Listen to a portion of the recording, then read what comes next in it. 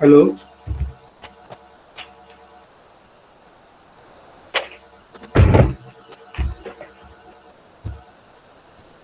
Hello. आवाज येतोय? हा हॅलो सर सर. येतोय आवाज येतोय येतोय. येतोय सर.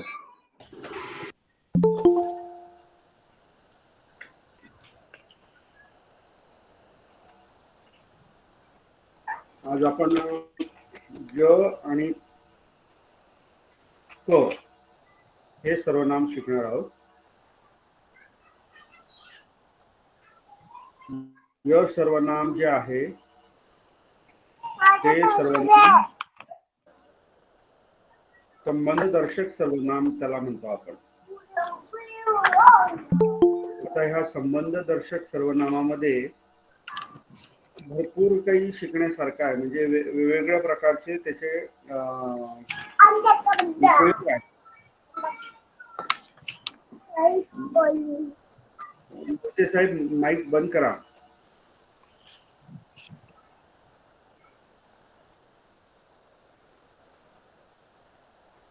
य सर्वनाम जो आहे याच्यामध्ये खूप वेगवेगळ्या प्रकारचे आपल्याला उपयोग आढळून येतात.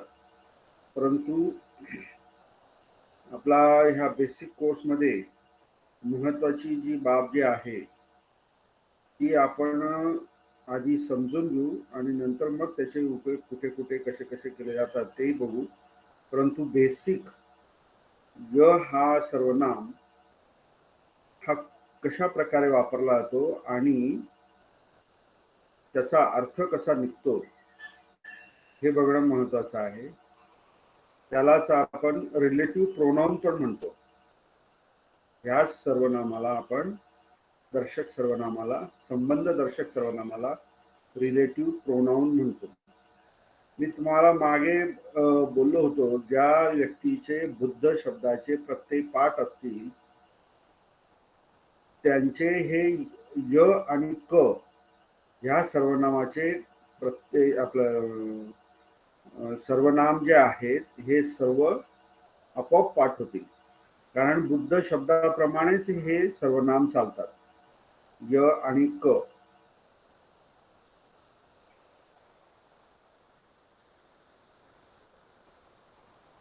तो जे आहे ते सुद्धा बघा तुम्ही जर निरीक्षण केलं तो सुद्धा आणि येत हे सुद्धा काही प्रमाणामध्ये म्हणजे जवळजवळ 95% मध्ये एक दोन जर तुम्ही सर्वनाम सोडलं प्रथम विभक्ती किंवा द्वितीय विभक्ती तर ते सुद्धा बुद्ध ह्या शब्दाप्रमाणेच चालतात. बघा एसो जर एत दर्शक सर्वनाम घेतला तर एसो तिथे आपण काय म्हणतो बुद्धो. नंतर अनेक वचनामध्ये इथे एथे दिलेला आहे तर आपण बुद्धे म्हणतो. बुद्धो बुद्धे. नंतर बुद्धंग तर इथे काय एतंग. नंतर बुद्धे बुद्धेन म्हणतो तर इथे एतेन आहे. तसेच इथे तच जो आहे दर्शक सर्वनाम तो सुद्धा सो बुद्धो प्रमाणे सो आहे किंवा ते बुद्धे ए प्रत्यय लागलेला ते न बुद्धेन तस तस्मा तम्मा म्हणजे बुद्धस्मा वगैरे. थोडा एक आपण जर नीट निरीक्षण केलं तर त्याच धर्तीवरती त्याच पाया बेस धरून हे त एत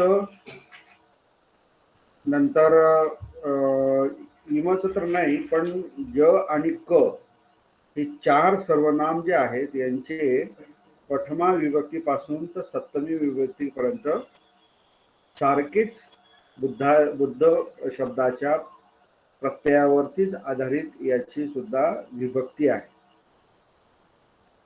आता जर तुम्ही बघितलं सर्वनाम जो आहे य हा कशासाठी वापरला जातो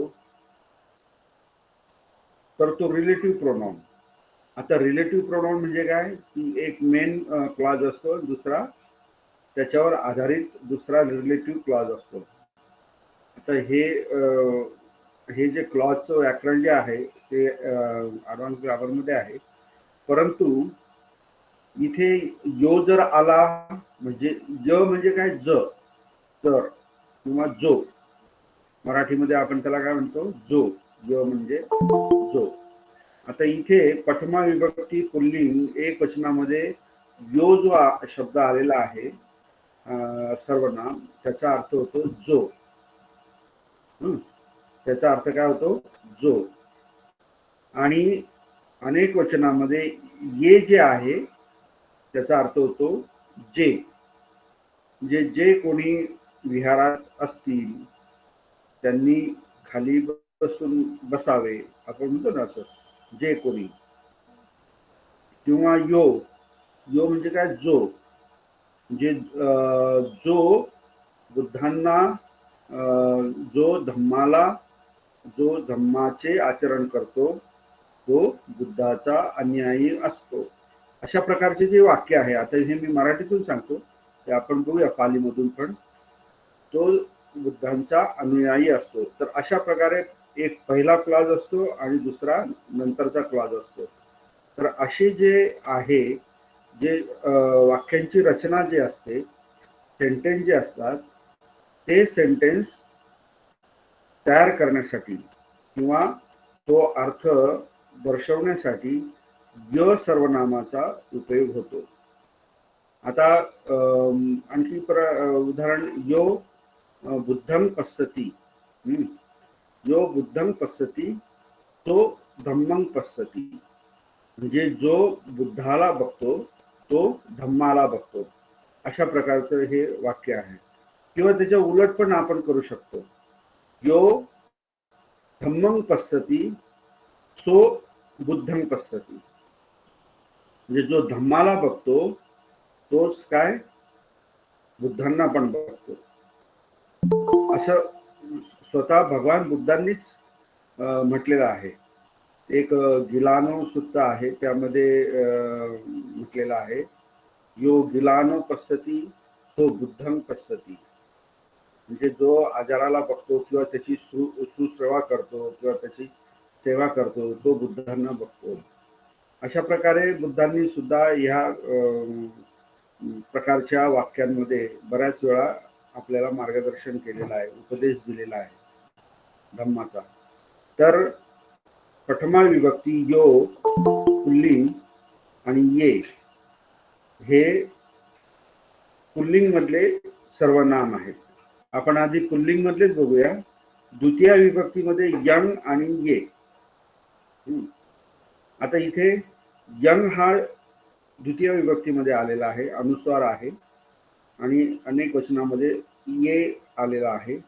आता यंग यंग म्हणजे ज्याला ज्याला, यंग यंग म्हणजे ज्याला ज्याला. काय वाक्य होऊ शकतं,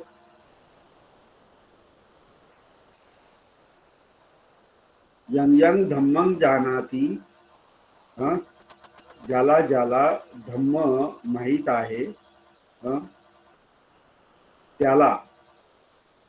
म्हणजेच त्याला, आपल्याला त्याला म्हणायच्या वेळेस आपल्याला काय सर्वनाम वापरावं लागेल, तंग तंग, डबल. आता हा डबल यंग यंग हा जो आहे, आता नुसतं सिंगलही आपण म्हणू शकलो असतो, यंग बुद्धं जानाति सो धम्मं जानाति असंही म्हणता येईल. म्हणजे जो बुद्धाला जाणतो तो धम्माला जाणतो, असं आपल्याला म्हणता येईल. परंतु जर समजा तुम्ही य डबल जर वापरला, यंग यंग आणि नंतर तंग तंग, तर आपण म्हणतो ना जो किंवा तो, त्या पद्धतीचे वाक्य. असं जर आपण जर डबल जर समजा सर्वनाम वापरलं तर याचा अर्थ काय होतो, तिथे एम्फॅसिस म्हणजे जोर दिला जातो, त्या शब्दावरती काय जोर दिला जातो. म्हणून डबल सर्वनाम वापरण्याची सुद्धा पालीमध्ये प्रथा आहे, ट्रेडिशन आहे. ऍक्च्युली ती सर्वच भाषांमध्ये आहे. आपण मराठीमध्ये पण बघतो. आपण म्हणतो ना, जो जो शिक्षक आपल्याला दम देतात, जो जो कोणी क्लासला अब्सेंट राहिला असेल, काल ज्याने जो जो अब्सेंट राहिला असेल त्यांनी उभे राहावे, है की नाही. तर इथे जो जो म्हणतो आपण, तर तिथे काय देतो, स्ट्रेस देतो आपण, त्या व्यक्तींवरती स्ट्रेस देतो. तर द्वितीय विभक्तीमध्ये अशा प्रकारे यंग म्हणजेच काय, ज्याला, यंग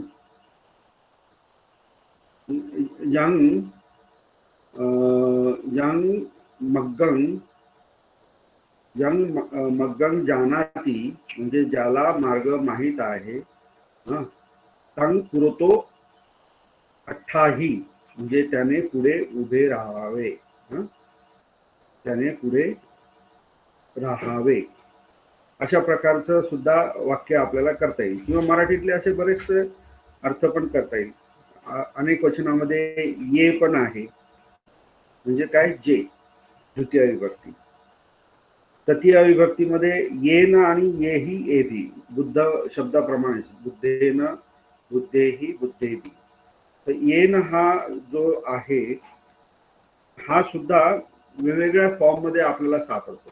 आता इथे आपण दर्शक सर्वनाम मध्ये घेतलेला आहे, तर याचा आणखी दुसरा उपयोग फ्रेज मध्ये पण करतात, म्हणजेच काय, वाक प्रचारामध्ये सुद्धा उपयोग होतो. पण त्यावेळेस तो सर्वनाम नसतो, तो ऍज अ कम्युनिटिव्ह म्हणजे एकत्रितपणे त्याचा अर्थ घेतला जातो आणि त्या फ्रेजचा अर्थ जोडला जातो. कधी कधी येन म्हणूनचा सुद्धा अर्थ, जसा तस्माचा अर्थ आपण म्हणून पण करतो वाक्याच्या अनुषंगाने, तसा येन याचा सुद्धा अर्थ आपण वाक्याच्या अनुषंगाने म्हणून सुद्धा केला जातो. किंवा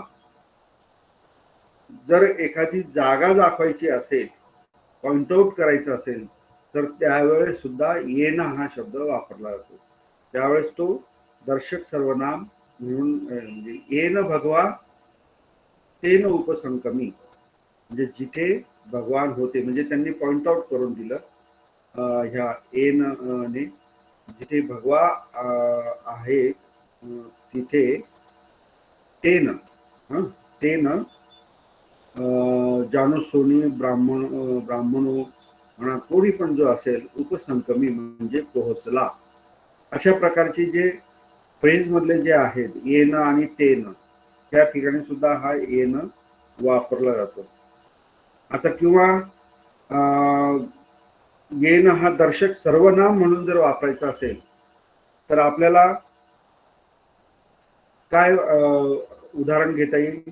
आपल्या उदाहरणामध्ये दिलेलं आहे बघा, येनच, येन मग्गेन सो आगतो तेन मग्गेन अहं गच्छामी. इथे गच्छामी झालंय, ते गच्छामी करून घ्या. पेज नंबर 121, पेज नंबर 121 वरती 2 नंबरचं वाक्य आहे.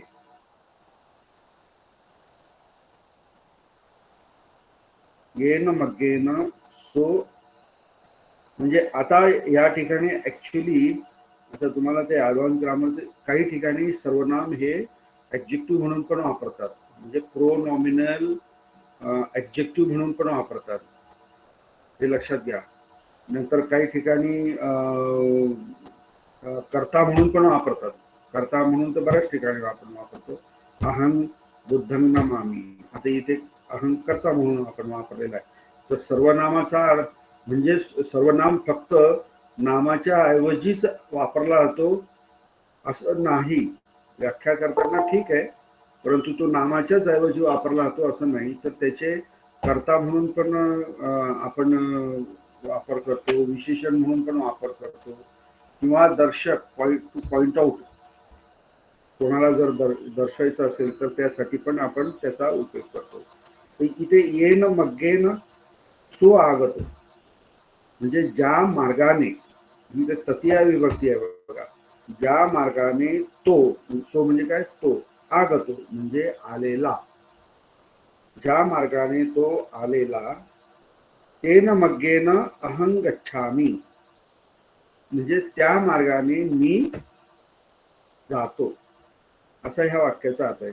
तेन मग्गेन, बघा हे तेन जे आहे ते तुम्हाला तो सर्वनामामध्ये सापडेल, आणि येन जे आहे ते तुम्हाला य सर्वनामामध्ये आढळेल.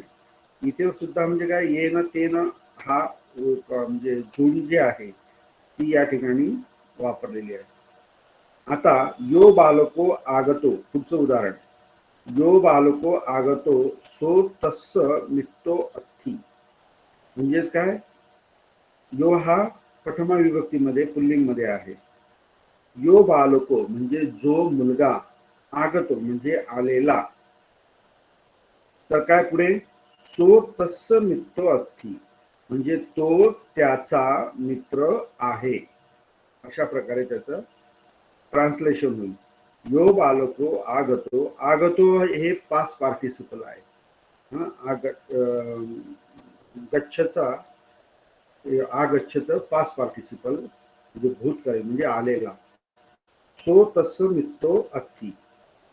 अशा प्रकारे प्रथमाचा पण उपयोग आहे किंवा तृतीयाचा पण आपण इथे बघितलेला उपयोग. नंतर चतुर्थी विभक्ती जी आहे यस्स किंवा बहुवचनामध्ये येसन येसानं, येसन किंवा येसानं. आता या ठिकाणी यस्स म्हणजे काय, ज्याचा, येन म्हणजे काय, ज्याच्याद्वारे, यंग म्हणजे काय, ज्याला, आणि यो म्हणजे काय, जो. हे मराठीतून त्याचे ऍक्च्युअली अर्थ झालेत. आता चतुर्थीचा जो अर्थ जो आहे यस्स म्हणजे काय, ज्याच्या करिता किंवा ज्याच्यासाठी किंवा ज्याला असं पण होतं. म्हणजे जर समजा एखाद्याला जर लाभ होत असेल तर तो आपण त्याला ज्याला पण आपलं चतुर्थी विभक्ती पण आपण वापरू शकतो. आता जर समजा यस्स हे घेतलं जर समजा आपण सर्वनाम, तर त्याचं उदाहरण इथे दिलेलं आहे. 4 नंबरचं वाक्य आहे बघा. यस्स सा भर्या होती, भार्या, इथे पण मिस्टेक आहे. यस्स सा भार्या होती सो भत्ता पुण्यवंतो होती.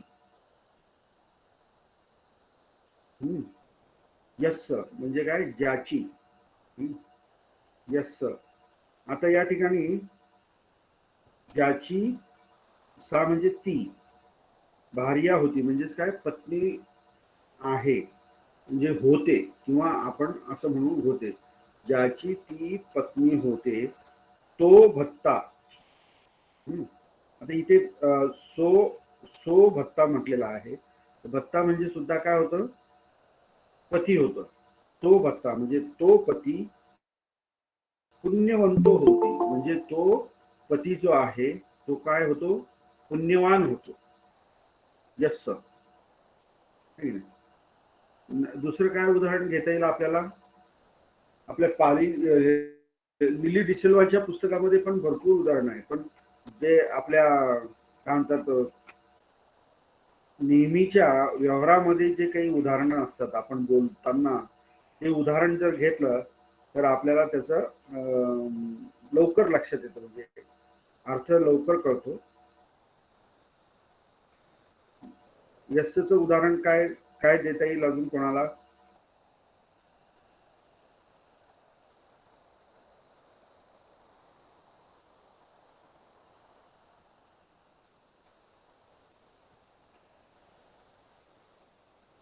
मी लिली डिसिल्वाच्या पुस्तकामध्ये बघतोय, जर समजा त्यामध्ये असलेच यस्स.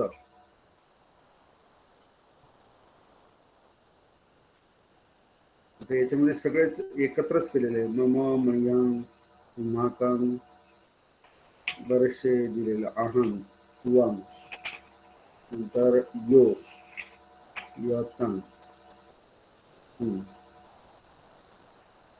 यस्सचं उदाहरण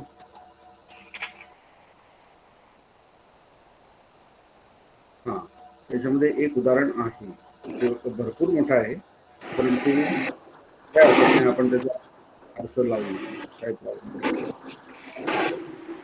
छोटं मराठीतून वाक्य करता येईल कोणाला? तर एक होईल ना सर. काय? यस्स सा माता होती सो उत्ता उज्जवंती होती, असं होईल. हा बरोबर आहे, बरोबर. आता जसं आपण म्हटलो यस्स सा माता होती हं? सो पुत्ता पूज्यवंती होती. नाही, मराठीतून बरोबर मला आहे. वाक्य सांग. मराठीतून सांगा मला आधी. त्याची ती आई होती, तो काय पुत्र काय? पुण्यवान. ज्याची आई, हा, ती ज्याची आई, सा आलं ना सर, हा यस हा सा आलंय ना, हा, यस बरोबर सा आहे. असं म्हणतो. हा. हो ज्याची हो. ती आई होती, तो पुत्र हा पुण्यवान होता. बरोबर आहे. हा, चालेल. हा, हो, बरोबर आहे ना. यस्स सा, हा, हा. यस्स सा माता माता होती, होती सो, सो हा, पुत्ता. तो पुत्ता आहे ना ते? काय नाही, एकच एकच म्हणायचे तुम्हाला, पुत्र का अनेक पुत्र आहे? म्हणायचे? हा एक पुत्राचं म्हटलं. हा, मग एकच म्हटलं तर मग पुत्त होईल ना. पुत्तो, अच्छा एक अच्छा. वचन. हा हा, हा हा. पुत्ता नाही होणार, त्याची पुत्तो. हा पुत्तो आहे का? हा, ठीक आहे. तो पुत्तो म्हणजे तो पुत्र, तो हा. पुत्र त्याची हा ती आई पुण्य, होती. हा. हा तो पुत्र पुण्यवान होता. बरोबर आहे? हा हा, तो पुत्र पुण्यवंतो होती. हं? वंती. तो हा पुण्यवान, बरोबर आहे ना? हा, आहे पुण्यवंतो, आहे बरोबर. तसंच हा, आहे आहे ना? हा सॉरी आहे सॉरी किंवा आहे. होतो. हा हा हा, हा हा. किंवा होतो, ठीक. अशा पद्धतीचं तुम्ही वाक्य सांगितलं, बरोबर आहे. हा हा. आता इथे बघा,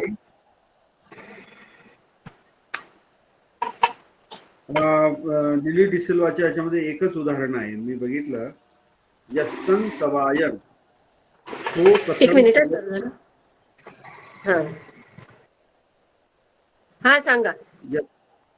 यस्सन सवायन सो कथम पवत्येसी तत्थ बहुमनुसा सन्निपतिता अभविंसु किंवा आहेंसु. आता याचा अर्थ कसा झाला? यस्स सभायन म्हणजे ज्याच्या सभामध्ये, ठीक नाही, सभा हा आकारांत शब्द आहे. यस्स सभायन सो कथन पवत्येसी म्हणजे तो बोलतो किंवा सुरुवात करतो. हा, पवत्त म्हणजे काय? सुरुवात करणे. आपण धम्मचक्र पवत्तन म्हणतो की नाही, तो शब्द आहे पवत्तेती. हा, यस्स सवायन सो कथं पवत्येती पवत्येसी म्हणजे ज्याच्या सभामध्ये त्याने कथा सुरुवात केली. पवत्येसी म्हणजे हा भूतकाळ आहे. तत्थ बहुमनुसा सन्निपतिता अभविंसु म्हणजे तेथे बहुमनुसा म्हणजे पुष्कळ माणसे काय, सन्निपतिता म्हणजे काय, एकत्र आलेले होते. अभविंसु हा, अभविंसु म्हणजे होते, किंवा अहेंसु म्हणजे काय, होते, भूतकाळामध्ये आहे. इंसू इंसू इथं प्रत्यय लागलेला आहे. म्हणजे ज्याच्या सभामध्ये त्याने बोलणे सुरू केले किंवा म्हणणे सुरू केले, तिथे भरपूर मनुष्य एकत्र आलेले होते. आलेले शब्द आगच्छी तर नाहीये, पण एकत्र होते असं म्हणता येईल आपल्याला. अशा प्रकारे ह्या यस्सचा आपल्याला उपयोग करता येईल. म्हणजे ज्याचा, ज्याची, नाही सॉरी, हे चतुर्थी म्हणजे ज्याच्या करिता वगैरे असं त्याचा अर्थ होईल. नंतर पंचमी जी विभक्ती जी आहे य सर्वनामाच्या संदर्भामध्ये, त्याचा सर्वनाम काय, यस्मा आणि यम्मा म्हणजे ज्याच्यापासून किंवा ज्याच्याकडून, अशा पद्धतीने त्याचा अर्थ होईल. आणि अनेक वचनामध्ये येही येभी, येही येभी अशा प्रकारे त्याचा अनेक वचनामध्ये. मग आता पंचमीमध्ये यस्मा आणि यम्मा म्हणजे ज्यामुळे, या, हा, याचं पण दोन, एक क्रिया विशेषणामध्ये पण येतो आणि हे सर्वनामामध्ये पण येतो. आता एक क्रिया विशेषणामध्ये बरेचसे सर्वनाम येतात, तो आता भाग तुमचा नाहीये, परंतु सिंपल अर्थामध्ये आता इथे ज्या आपण जे विभक्तीचे अर्थ शिकलेलो आहोत तेच आपण इथे ऍप्लिकेबल करूया. परंतु तुम्हाला मी आयडिया पण देतो की हे दुसऱ्या अर्थाने पण याचा अर्थ होऊ शकतो. यस्मा म्हणजे काय, ज्याच्यामुळे पण होऊ शकतो किंवा ज्याच्यापासून, किंवा येही किंवा एवी म्हणजे ज्यांच्यापासून किंवा ज्यांच्याकडून असं. आता इथे यस्माचा तुम्ही कसा हे करू शकाल अर्थ, जे ज्याच्यापासून. यस्मा यस्मा वृक्षस्मा म्हणजे ज्या झाडापासून, किंवा यस्मा गेहस्मा म्हणजे ज्याच्या काय होईल, घरापासून. बुद्धं बुद्धं निक्खमती म्हणजे बुद्ध बाहेर पडतात. आता हे मी माझ्या मनाने सांगतोय वाक्य. यस्मा गेहस्मा बुद्धं निक्खमती म्हणजे ज्याच्या घरापासून बुद्ध बाहेर पडतात. निक्खम म्हणजे काय, नेक्खम म्हणजे काय, बाहेर पडणे. बरोबर. आपण निष्क्रमण म्हणतो ना बुद्धांचं, घराच्या बाहेर पडणे, घर सोडणे, तो शब्द आहे, धातू, क्रियापद निक्खमती. तंगेहं तंगेहं काय आहे, काय म्हणू शकतो आपण, तंगेहं म्हणजे ते घर. काय म्हणू शकतो, यस्मा गेहस्मा बुद्धं निक्खमती तंगेहं. माझे आहे म्हणा ना, सगळं सरळ सरळ. काय म्हणायला काय हरकत आहे, ते कोणाचंही घर असो. पाली शिकताना म्हणायला काय हरकत आहे. माझे आहे तर काय म्हणाल तुम्ही पालीमध्ये, मम अत्थी. बरोबर. मम अत्थी किंवा मय्यांग अत्थी काही म्हणू शकतात. बरोबर. मग काय वाक्य होईल सुजाता मॅडम, पूर्ण वाक्य सांगा बरं, काय होईल.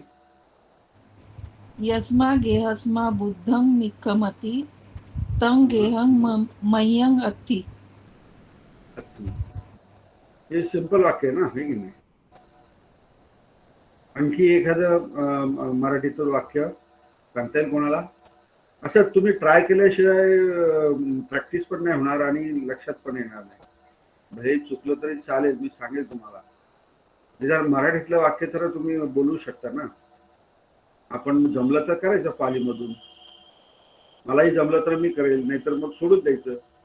नंतर त्याचा अभ्यास करायचा, कोणता शब्द आहे, काय शब्द आहे, काय त्याचं वाक्य आहे. असं तुम्ही माईक जवळ आहात ना सगळेजण, मोबाईल जवळ. हो सर. मग मराठीतलं वाक्य सुद्धा नाही तुम्ही सांगू शकत एखादं. तुमच्याच फायद्यासाठी सांगतोय की तुम्हाला कळावं म्हणून.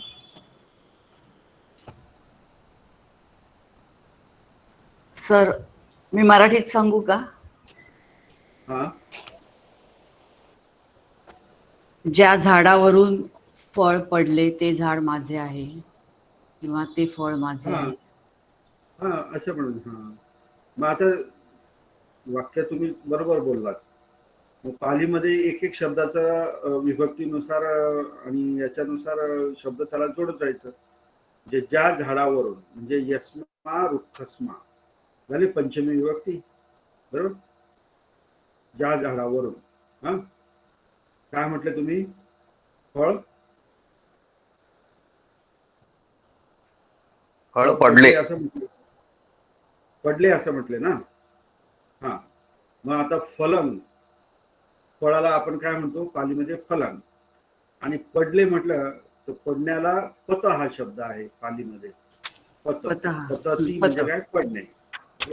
पत. आता तुम्ही भूतकाळात म्हटले पडले, मग त्याला कोणता प्रत्यय लागेल भूतकाळाचा.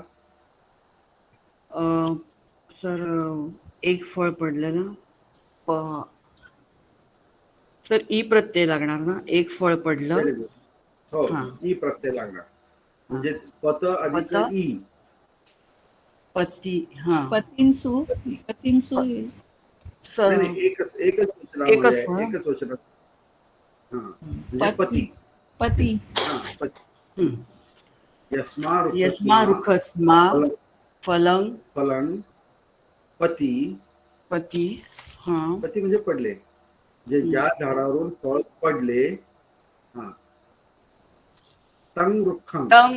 तंग रुखं मयं हा. अथि मह्यं मयं अथि अथी. हा म्हणजे ते बरोबर झाड जे आहे. किंवा तुम्ही असं म्हणू शकता ना, सर त्या मयंक झाडाचे कसं नाव येईल? मयंक माझे मयंक माझे ना, मयंक नाही येणार ना. मयंक नाही, ते मह्यंग म्हणतात. मय्यंग. मय्य मय्य हा याला हो हा हा मय्यंग. मय्य हा हम्म. मय्यंगच म्हटले ते, पण ते उच्चार तुम्हाला तसा आहे. हा, मय्य तर मय्य अशा किंवा ते झाड कशाचे आहे? आंब्याचे आहे. हा असं पण म्हणू शकतो ना, ज्या झाडावरून फळ पडले ते झाड आंब्याचे झाड आहे, असं पण आंब्याचे तुम्ही झाड. म्हणू शकता. बरोबर सर. आता जर छट्टी विभक्ती जर तुम्ही घेतली तर त्याचं काय आहे? यस्स म्हणजे ज्याचा, ज्याची, ज्याचे. बरोबर. ज्याचा, ज्याची, ज्याचे. हे पुल्लिंग मधलं शिकतो आपण. छट्टी विभक्ती. यस्स येस काय म्हणता येईल? यस्सचं उदाहरण पुल्लिंग मध्ये.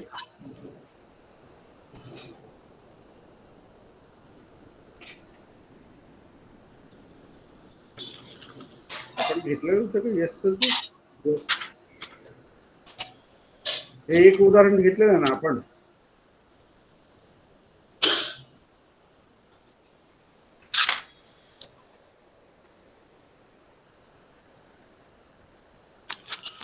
आपण घेतलं ना आपण सर. जे उदाहरण घेतलं, भत्याचं उदाहरण घेतलं. येस हा सो भत्ता पुण्यवंत होती. ऍक्च्युली आपण ते चतुर्थी विभक्तीचं उदाहरण घेतलं, पण आपण अर्थ छट्टीमध्ये सांगितलं. हे तुमच्या लक्षात नाही आलं का कोणाच्या? छट्टीचं घेतलं सर, चतुर्थीचं घेतलं सर. हा हे छट्टीचं उदाहरण आहे ऍक्च्युली. हो. म्हणजे ज्याचा, ज्याची म्हणजे लागलं तर ते ज्याची ती पत्नी आहे, तो पती पुण्यवंत आहे किंवा होतो, असा ते छट्टीचं उदाहरण आहे. सर चतुर्थीचं एक मी बनवलं होतं. हा चतुर्थीमध्ये ट्राय केलं होतं. हा चतुर्थीचं सांगताना मी ते उदाहरण सांगितलं तुम्हाला, परंतु ते छट्टीचं उदाहरण आहे ऍक्च्युली. एक मी लिहिलंय. हा मी प्रयत्न केला एक ते चतुर्थी बनवायचा. ऐकू येत नाही. यस्स फलं ददाति. यस्स यस्स फलं ददाति सो बालं नत्थि. सो बालं नत्थि. ज्याला फळ देतो तो मूर्ख नाही. सो बालं नत्थी. सो बालं नत्थी. मग बालंग तुम्ही द्वितीय विभक्ती का वापरताय? प्रथमाच विभक्ती वापरा ना त्याला, कारण बाल शब्द जो आहे हा मूर्ख आहे, तर त्याचं प्रथमा विभक्ती तू आहे की नाही? पुल्लिंग बालो म्हणा ना, आहे की नाही? बालंग जर म्हटलं तर मग मूर्खाला असं आपल्याला आहे की नाही? म्हणजे यस्स काय म्हणते तुम्ही? यस्स फलं ददाति म्हणजे ज्याला फळ देतो. ज्याला फळ देतो सो बालो नत्थी, म्हणजे तो मूर्ख नाही. Very good. हा व्हेरी गुड, बरोबर आहे. आणखी चतुर्थीचं कोळी साहेबांसारखं कोणी हे करू शकतं उदाहरण? मराठीतलं केलं तरी चालेल, कारण याचे उदाहरणं जे आहेत पुस्तकामध्ये ते थोडेसे किचकट दिलेले आहेत.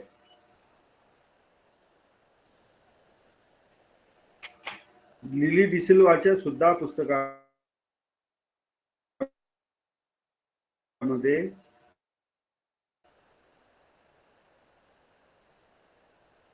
हे समजून घ्यायचे.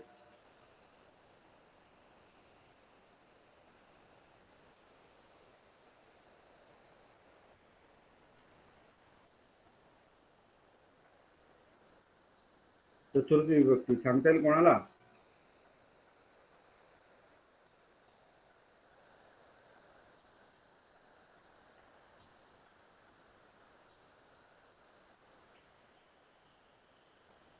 मराठीतून चिवराच्या संदर्भामध्ये पण तुम्ही सांगू शकता, आहे की नाही? किंवा घराच्या बाबतीमध्ये किंवा विहाराच्या बाबतीमध्ये असं बोलताना आपण मराठीतून बोलून जाऊ, पण ज्यावेळेस आपल्याला असं सांगितलं जातं की आता हे म्हणा किंवा बोला, त्यावेळेस नेमकं आठवत नाही. भावेश्वर मॅडम, मराठी पण वाक्य जमत नाही?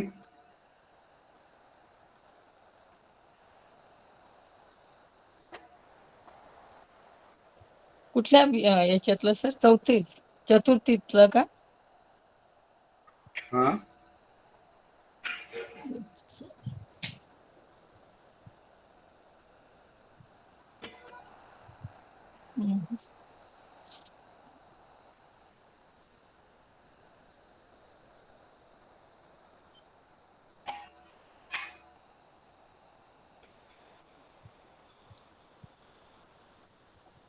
सर असं होऊ शकतं, ज्याला चिवर द्यायचं आहे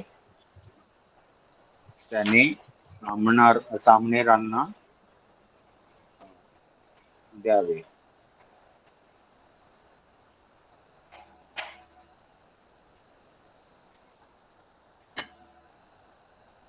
ज्याला चिवर घ्यायचंय त्याला सामणाऱ्यांना, काय मराठीतलंच वाक्य व्यवस्थित. ज्याला चिवर द्यायचंय त्यांनी सामनेरांना द्यावे.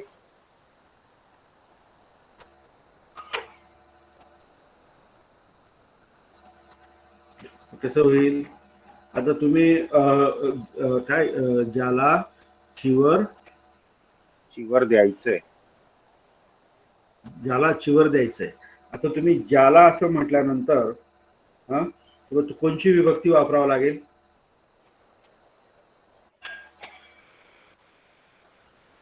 कोणत्या विभक्ती मधलं यच सर्वनाम वापरावं लागेल?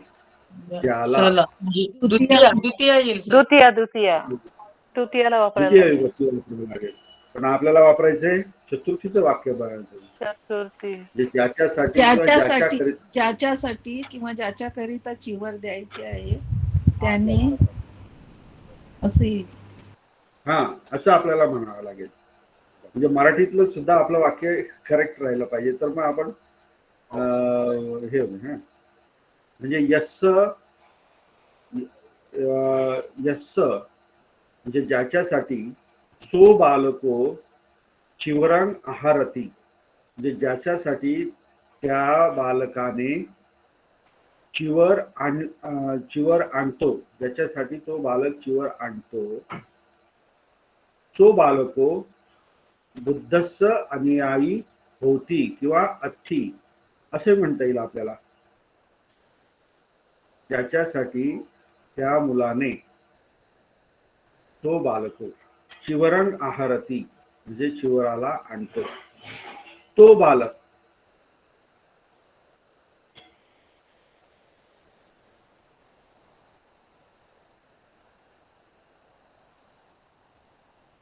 पुढे काय?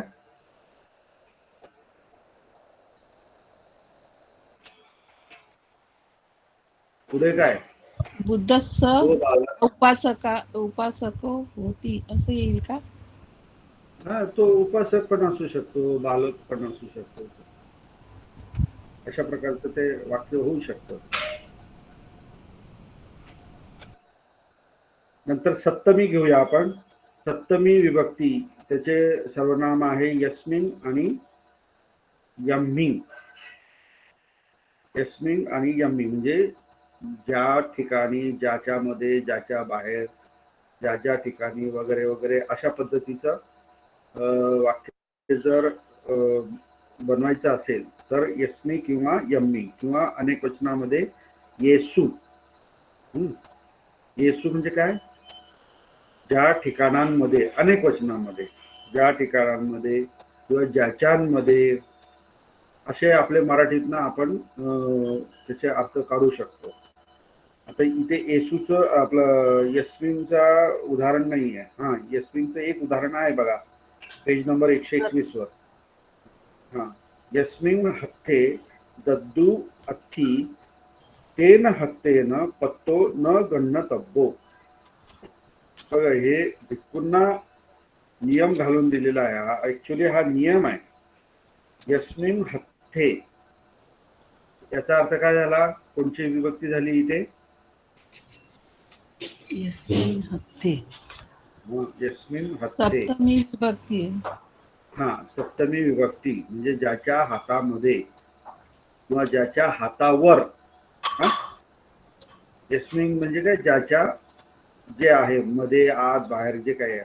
आणि हत्ते पण त्याला जोडून हे लावलेलं आहे, नाम लावलेलं आहे. आणि हत्ता हा अकारांत शब्द आहे आणि ए त्याला प्रत्यय जोडला आहे, तो सप्तमी मधला जोडलेला आहे.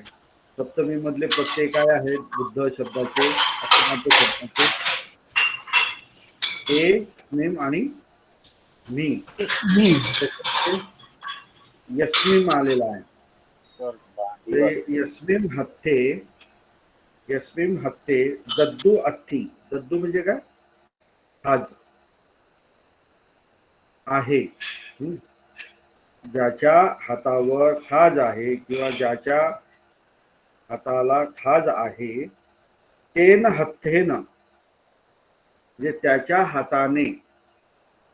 आता तेन हत्थेन म्हणजे त्याच्या हाताद्वारे, किंवा त्या हाताने, किंवा त्या हाताने. आता इथे तृतीय विभक्ती म्हणजे काय? त्या हाताद्वारे असा अर्थ होईल. तेन हत्तेन म्हणजे त्या हाताद्वारे. पत्तो न गण्यतब्बो. पत्तो म्हणजे काय? पात्र. पात्र. न गण्यतब्बो म्हणजे ग्रहण केले नाही पाहिजे, असं त्याचा अर्थ आहे. म्हणजे ज्या हातावर खाज आहे किंवा ज्या हाताला खाज आहे त्या हाताने पात्र ग्रहण केले नाही पाहिजे, असं त्या वाक्याचा आहे. सप्तमीचा अर्थ असा आहे. तर असे हे य जो सर्वनाम जो आहे, य सर्वनामाचे बरेचसे उदाहरणं जे आहेत ते उदाहरणं लिली डिसिल्वा मध्ये दिलेले आहेत, परंतु ते सगळे क आणि य यांचे मिळून दिलेले आहेत. त्याच्यामुळे तो सुद्धा अर्थ म्हणजे तो सुद्धा म्हणजे काय म्हणतात, नंबर्स, उदाहरणाचे नंबर जे आहेत ते कमी होऊन जातात.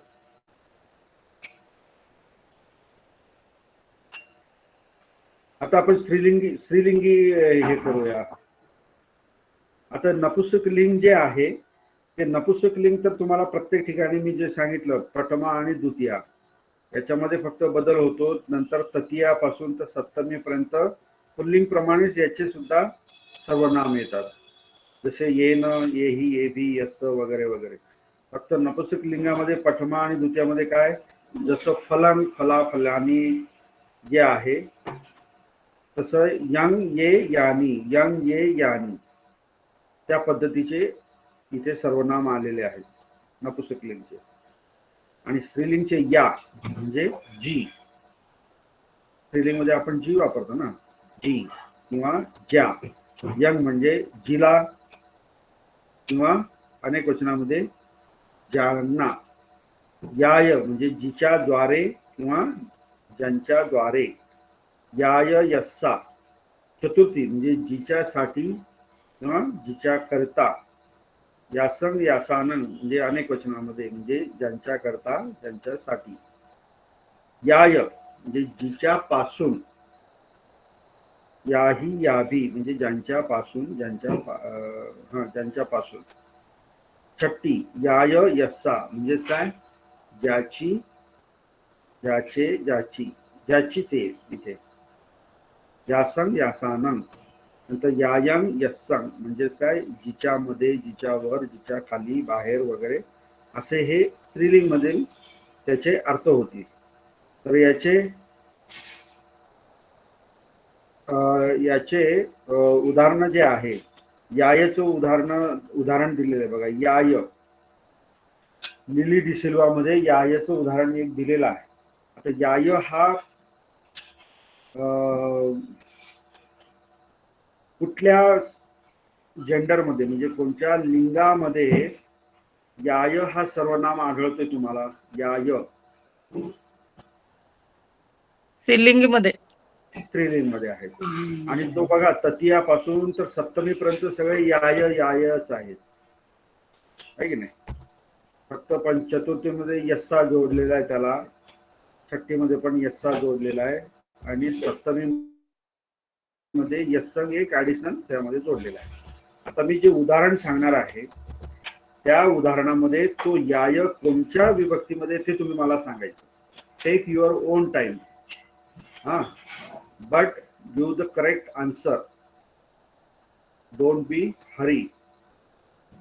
आलं लक्षात? याय राजिनिया. याय राजिनिया. राजिनी म्हणजे काय? राणी. आपल्या पुस्तकामध्ये पण आहे बघा ते उदाहरण. याय राजिनिया. किती शब्द येतो आपलं वाक्य? 1 2 3 4 5 6 7 8व्या नंबरचं हे आहे, काय म्हणतो त्याला, वाक्य आहे. 8व्या नंबर. याय राजिनिया सा वापी कारापिता. इथं कारापिता पाहिजे, कारपिता झाले. तंग अहं न अनुसामी. तंग अहं न अनुसामी. आता या ठिकाणी बघा, याय राजिनिया सा म्हणजे ती. वापी म्हणजे काय? विहीर. हा, वापी म्हणजे विहीर. आणि कारापिता. आता हा कारापिता जो शब्द जो आहे हा ऍक्च्युअली प्रेरणार्थक आहे, म्हणजे प्रयोजक त्याचं बनवलेलं. म्हणजे ते स्वतः करत नाही, दुसऱ्याकडनं करून घेणे. त्यावेळेस अशा प्रकारचे हे येतात, क्रियापद येतात. कारापिता म्हणजे काय? करून घेतली वगैरे असं. तुम्हाला फक्त त्याचा माहिती सांगतो. तंग अहं न अनुसामी. तंग म्हणजे काय? तिला किंवा हा, तंग म्हणजे तिला वगैरे जे काही असेल ते. अहं न अनुसामी. अनुसामी म्हणजे काय? काय अनुस्मरण म्हणतो ना आपण, किंवा आठवणे, असं या पद्धतीने. हा हा. तर पूर्ण ह्या वाक्याचा अर्थ पण तुम्ही इथे दिलेला आहे, परंतु त्याच्यामध्ये प्रॉब्लेम आहे, म्हणजे काहीतरी मिस्टेक आहे त्या वाक्याच्या अर्थामध्ये, भाषांतरामध्ये. तोही तुम्हाला सांगायचा आहे. आणि हे वाक्याचं याय हा जो सर्वनाम आहे हा कोणत्या विभक्तीमध्ये आहे?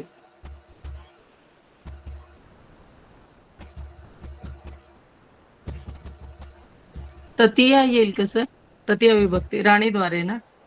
हा, बरोबर. याय राजिनिया म्हणजे काय? ज्या राणीद्वारे. तृतीय विभक्ती, ज्या राणीद्वारे. सा वापी कारापिता म्हणजे ती विहीर बांधली गेली किंवा बनवली गेली, जे काही असेल. तंग अहं म्हणजे तिला मी. न अनुसामी. तर याचा अर्थ काय होतो? तंग अहं न अनुसामी.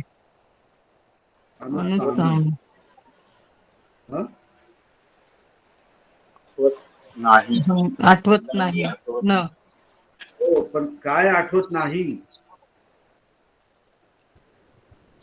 काय आठवत नाही? त्या राणीचे नाव राणीला आठवत नाही. ती राणी का? राणीला मी आठवत नाही. हं. हम्म? विहीर.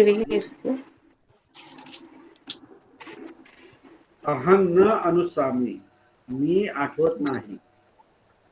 मग आता काय आठवत नाही त्याच्याबद्दलचा इथे शब्द कोणता आहे?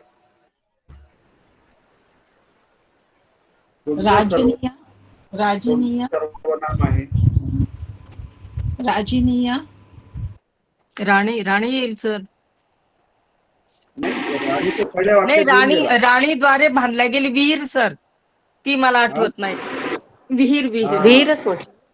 हा, तंग वीर हा सांगितलं ना. जो हा तंग जो सर्वनाम आहे हा कोणाला उद्देशून आहे, कोणाशी कनेक्टेड आहे? विहिरीशी. विहिरी बरोबर.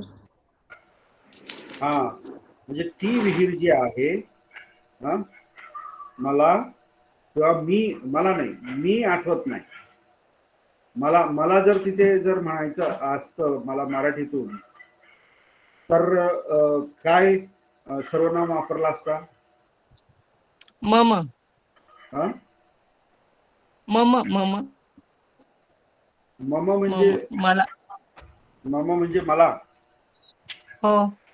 मग अजून? मग मग मग मग हा शब्द आला असता नाही का तिथे? मग किंवा ममंग. हा, मम ममंग. पण येतं ना सर. नाही, द्वितीयमध्ये मम नाहीये, ममंग. फक्त चतुर्थीमध्ये आणि छठ्ठीमध्ये मम येतो. तर द्वितीयामध्ये ममंग. मग ममंग हा शब्द इथे आला असता. मला आठवत नाही. आता म्हणजे शब्दाची तुम्हाला ओळख आणि त्याला मराठीतून कशा पद्धतीने त्याचा अर्थ लावायचा हे जरा याच्यामध्ये आपल्या सर्वनामांमध्ये थोडासा या यंग मध्ये जास्त किचकटपट आहे. कारण इथे काय होतं, दोन वाक्याची आपल्याला सांगड घालायची असते नाही का? त्याचा दोन वाक्याशी संदर्भ एकमेकांशी जोडायचा असतो, त्याच्यामुळे हा प्रॉब्लेम येतो. तो प्रॉब्लेम तुमच्या प्रॅक्टिसने दूर होऊ शकतो. फक्त तुम्हाला कन्सेप्ट ती कळाली पाहिजे. कन्सेप्ट काय आहे की जो शब्द असेल त्याच्या विभक्ती बघायची आणि त्याचा अर्थ लावायचा. हे मूळ जो आहे ना, हे बेसिक हा धागा जो आहे ना, हा सोडायचंच नाही.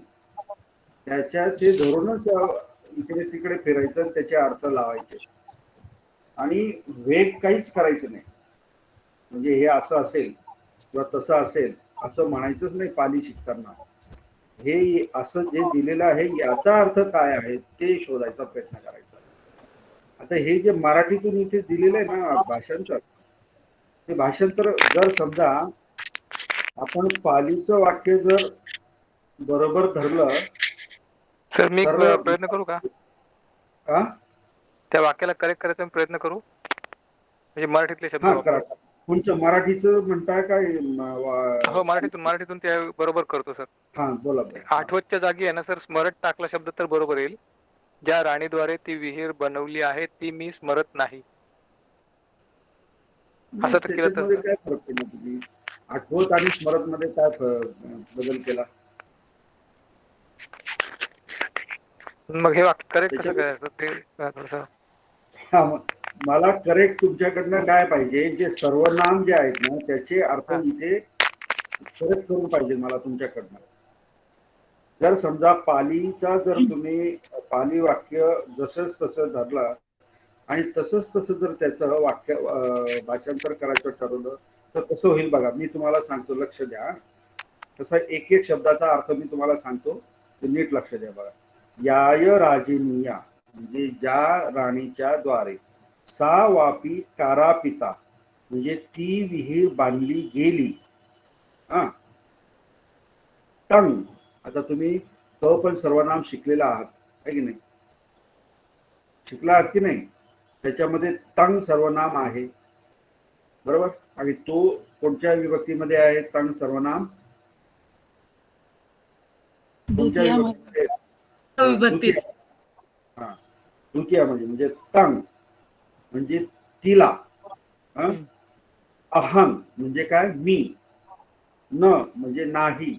अनुसामी म्हणजे स्मरण करत नाही किंवा आठवत नाही. आता इथे तिला म्हटल्यानंतर नेमकं राणीला का त्या विहिरीला, हा माझा प्रश्न आहे. म्हणजे हा तंग जो आहे हा कोणाशी कनेक्टेड आहे हे तुम्हाला कळलं पाहिजे, हा माझा प्रयत्न आहे. तर तंग जर तिला असेल तर त्या राणीला मी आठवत नाही असं होईल. राणीला, बरं बरं, अजून कोणी काही सांगू शकतं? विहीर विहीर हा? विहीर विहीर विहीर, बर बर. अजून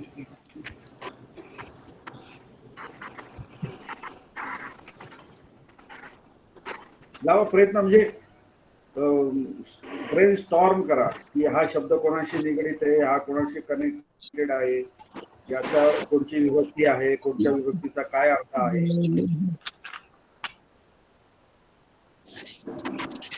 सर मी तारापीता बोलू का? बनवली ते आठवत नाही सर बुवा. हम्म. सर त्या राणीला मी आठवत नाही, म्हणजे राणीला मी आठवत नाही, म्हणजे ती राणी आहे आणि ती मला विसरलेली आहे, तिला मी आठवत नाही या हा, अर्थाने. मग तुम्ही जर असं म्हणता तर मग तिथे अनुसामी कशाला येईल? मग राणी आता थर्ड पर्सन मध्ये जाते, प्रथम पुरुष मध्ये जाते, मग त्यानुसार अनुसरती न अनुसरती असा तिथे क्रियापद आलं असतं. सर बनवली कारापिताला नाही येणार का? बनवली ते आठवत नाही मला. नाही, पण कारा पिता काय बनवली ते दिलेलं आहे ना, सा वापी, म्हणजे ती हा, विहीर हा. म्हणजे विहीर, बनवली, मग विहिरीबद्दलच आहे सर. विहिरीबद्दल आहे. हं. तर हो असं होईल का हो ज्या राणीने ही विहीर बनवली आहे ती राणी मला आठवत नाही, तर ती मला आठवत नाही. कोणत्या ती राणीने ही आठवत विहीर नाही, बनवलेली आहे? ती मला आठवत नाही असं ट्रान्सलेशन होऊच शकत नाही, कारण तंग अहंग मला इथे मला आठवत नाही. शब्द नाही, इथे मला तुम्ही कसं काय म्हणू शकता? अहंग आहे ना, मीच म्हणावं लागेल तुम्हाला. तर मला अहमच्या ऐवजी मम पाहिजे होतं का? हा, येस. जर समजा पाली मधलं मराठी मधलं वाक्य जे आहे ते जर आपण करेक्ट जर धरलं तर इथे फक्त तंग ममंग न, तर काय ती मला अनुसामी पण येणार नाही नाही, म्हणून न सर अनुसामी. ते नाही, मम जरी म्हटलं तर आपण कोणाबद्दल बोलतोय ते तर राहीलच ना, मग ती विहिरीबद्दलच आहे ना. मला जरी म्हटलं आपण मराठीमध्ये काय आपल्याला बदल करावा लागेल, दुरुस्ती काय करावं लागेल? सिंपल करेक्शन नाही, करायचं. अहंच्या बदल्यात आपण बोलू शकतो ना सर ते. काय काय बोलतो? म्हणजे मला आठवत नाही, पण मग नाही, अहंचा अर्थ मला होतच नाही ना मॅडम. नाही नाही नाही ना सर.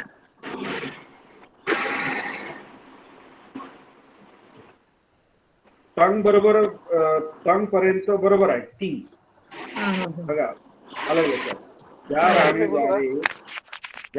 Hello sir. राणीद्वारे ती पुष्करणी बनवली आहे ती तिथपर्यंत बरोबर आहे, पण मला आठवत नाही मध्ये काय चेंज करावं लागेल? सर मी बोलू का? Hello sir. एक तर राणी शब्द किंवा विहीर शब्द हा डबल आला पाहिजे, ती विहीर किंवा ती राणी. डबलचा अर्थ नाही करायची गरज नाही ना. सर त्यासाठी कुणाचा तंग माईक हा चालू आहे ते आपण आवाज येत नाही. जरा माईक ऑफ करा ना स्वाती मॅडम, कोण आहे? खूप डिस्टर्बन्स होतो. त्या विहिरीसाठी आपण तंग किंवा राणीसाठी तंग सर्वनाम वापरलेलंच आहे ना, मग ते डबल घ्यायचं काय कारण? फक्त तिथे काय बदल करायचा आहे, फक्त मलाच्या ऐवजी अहंग हा जो शब्द आहे ना त्याचा अर्थ लावायचा आहे, मी. मग किंवा ममंग येईल सर फक्त तिथे, मग ते अर्थ बरोबर लागेल की मला आठवत नाहीये. आपल्याला मराठीतलं वाक्य चेंज करायचंय, पालीतलं आहे तसंच ठेवायचंय.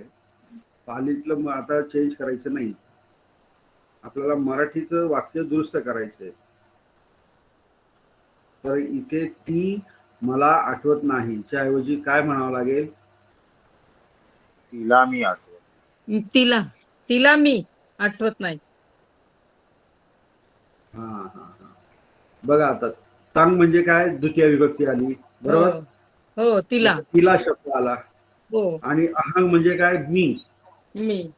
तिला मी हा. आठवत नाही. हा, बघा किती फरक पडतो वाक्यामध्ये. हा, आता इथे ज्या राणीद्वारे ही पुष्करणी बनवली आहे किंवा विहीर बनवली आहे तिला मी आठवत नाही. आतापर्यंत तुम्ही काय म्हणत होते की मला आठवत नाही, मला आठवत नाही, परंतु ते तुम्हाला आठवण्याचा विषय नाही, त्या राणीला आठवण्याच्या संदर्भामध्ये आहे.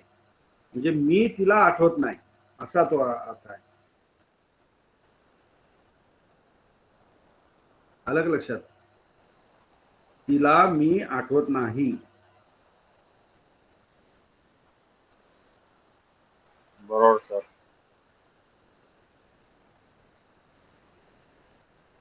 वाक्य थोडस शब्द इकडे तिकडे वगैरे झाले तर अर्थामध्ये किती बदल होतो की नाही?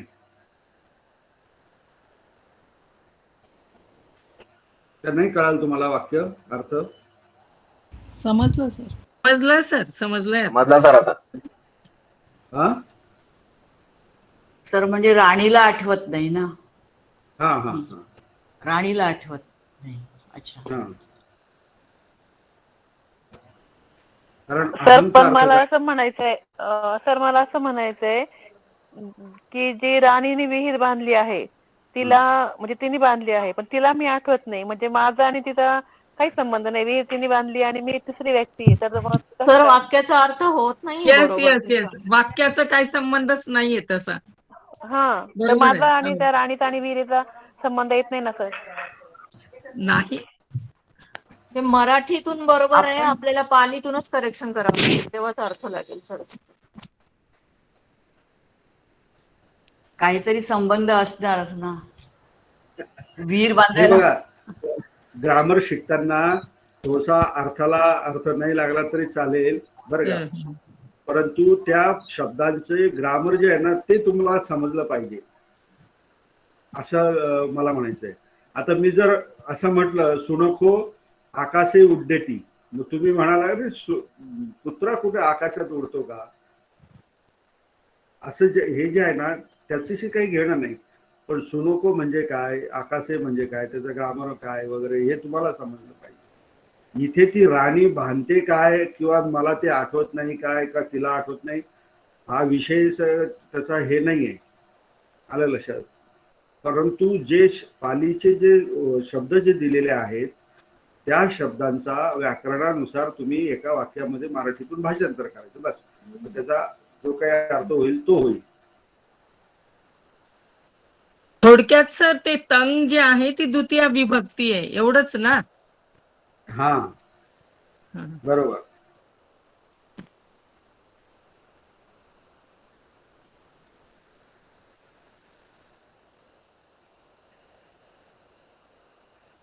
याचा आता मराठीतून मी हे करू. हा, आता बघा, याय राजनीया सा वापी कारापिता तंग अहं न अनुसामी, म्हणजे ज्या राणीद्वारे ती विहीर बांधली गेली तिला. आता इथे तुम्ही विहिरीला म्हणता का राणीला म्हणता तो भाग गौण आहे, पण तिला अहं न अनुसामी म्हणजे मी स्मरण करीत नाही असं त्याचा अगदी म्हणजे प्युअर ग्रामॅटिकल त्याचा अर्थ आहे.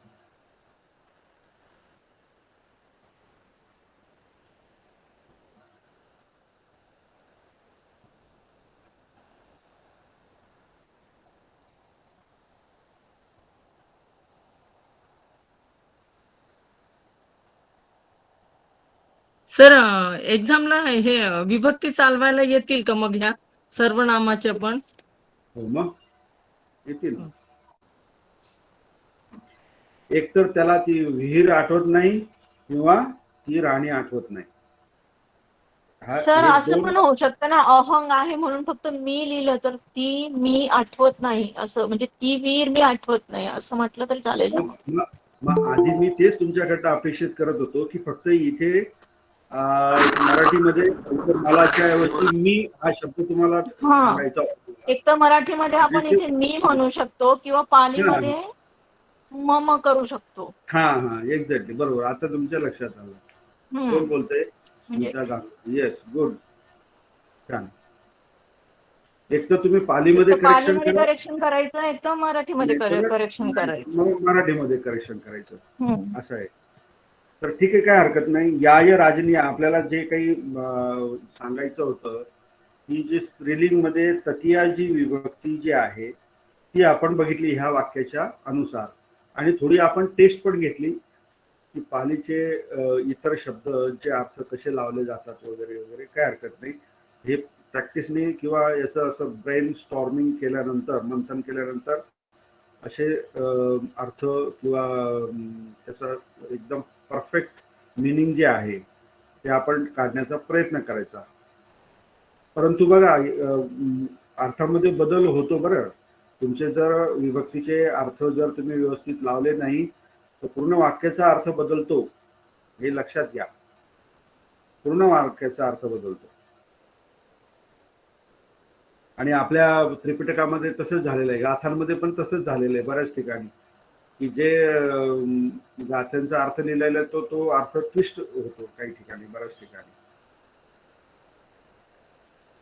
नंतर आपण दुसरं जे उदाहरण जे आहे, सर्वनामाचं एक उदाहरण दिलेलं आहे बघा. यानी कम्मानी. यानी कम्मानी नपुंसकलिंग य मध्ये बघा. यानी कम्मानी किती हे वाक्य आहे? 1 2 3 4 5 6वं वाक्य बघा. यानी कम्मानी सुखं आवहंती तानी पुण्यानी होंती.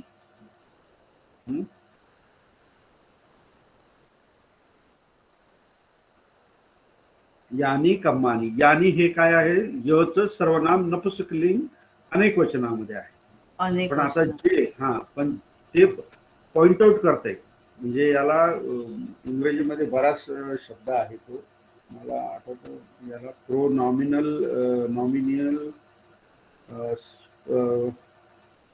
नाउन म्हणतात का काय म्हणतो, जाऊ दे. यानी कम्मानी म्हणजे यानी काय आहे? नपुंसकलिंग आहे. ओके. यानी काय आहे? नपुंसकलिंग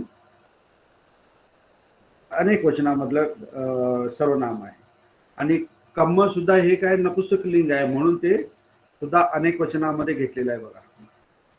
हे ऍडजेक्टिव्ह म्हणून आहे. बरोबर, हे ऍडजेक्टिव्ह म्हणून आहे. म्हणजे काय? हे जे यानी जे आहे सर्वनाम, हे कशाबद्दल माहिती देते आपल्याला? कर्माबद्दल माहिती देते. म्हणून कधी कधी सर्वनाम ऍडजेक्टिव्ह म्हणून सुद्धा वापरले जाते. हा पालीमध्ये पण एक नियम आहे.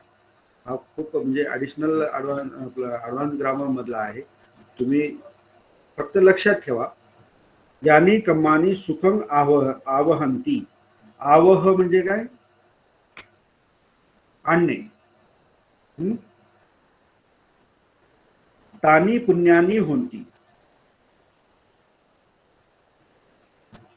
म्हणजे ते काय? पुण्य होतात. म्हणजे यानी कम्मानी म्हणजे जे कर्म सुख आणतात ते पुण्य होतात. अनेक पुण्य होतं. म्हणजे जे कर्म सुख आणतात म्हणजे ते आपण त्या कर्माला काय म्हणतोय? पुण्य म्हणतोय. अशा प्रकारचं हे वाक्य आहे. इथं आवहंती हा शब्द आहे. आवहंती म्हणजे काय? आणणे. आता हा आवाह शब्द आणि विवाह शब्द, आवाह म्हणजे आणणे आणि विवाह म्हणजे काय होतं?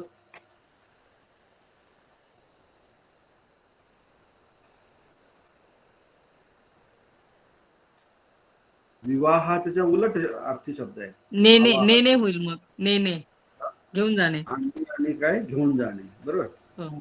मग आपण ज्यावेळेस लग्न करतो त्यावेळेस मुलीच्याकडचे जे लोक असतात त्यांच्याकडे आवाह असतो का विवाह असतो? मुलीकडच्या आवाह. मुलीकडच्यांकडे आवाह.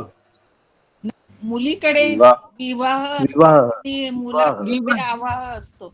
हा बरोबर, लक्षात आलं तुमच्या. मुलाकडे कोणता समारंभ असतो? आवाह. आवाह. बरोबर, कारण तो मुलगी आणत असतो. बरोबर की नाही? आणि मुलीकडे काय समारंभ असतो? विवाह, कारण मुलगी ही तिथून जात असते किंवा नेली जात असते.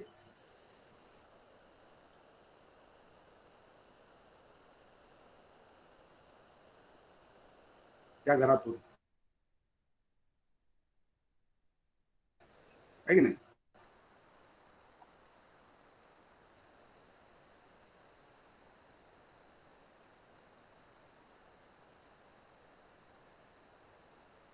परंतु लग्न असो येतं. पाली शब्द आहे आवाह आणि विवाह, आलं लक्षात. परंतु शब्दाचा अर्थ माहीत नसल्यामुळे मग आपण ते परंपरेनुसार करतो. आता माझ्या मुलाच्या लग्नामध्ये मी असं विवाह म्हणणारच नाही, मी आवाहच म्हणेन. कारण मी काय मुलगी आणणार आहे ना, आहे की नाही? मुलासाठी मुलगी आणणार म्हणजे आवाह. येते का लक्षात? हो सर. हम्म. तर ते आवाह आहे का आवाह आहे? आवाह. आवाहन. हा नाही, आता हे आवाह आणि विवाह हे व्हर्बल नाउन झाले, ते म्हणजे नाउन मध्ये घेतले. परंतु हे जे आवाहंती जे आहेत ना, हे क्रियापद आहे. त्याला आवह आवह म्हणतात, आवाहंती. त्याच्यावरनं हे आवाह हा शब्द तयार झालेला आहे.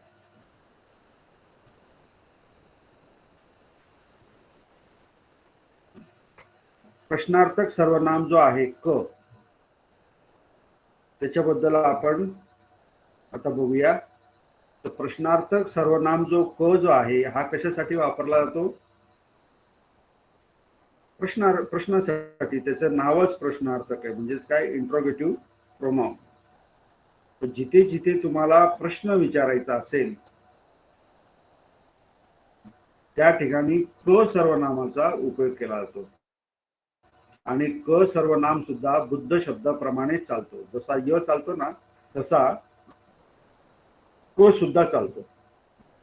तर बघा इथे पुल्लिंगमध्ये बुद्धोच्या सारखाच को आहे, बुद्धेसारखाच के आहे, बुद्धांसारखाच कंग आहे, बुद्धेसारखा के आहे, बुद्धेन सारखा केन आहे, केही केबी म्हणजे बुद्धेही बुद्धेबी, बुद्धस्स किंवा बुद्धानंद. आता इथे थोडा केसंग केसानंग हा इथे फक्त बदल आहे.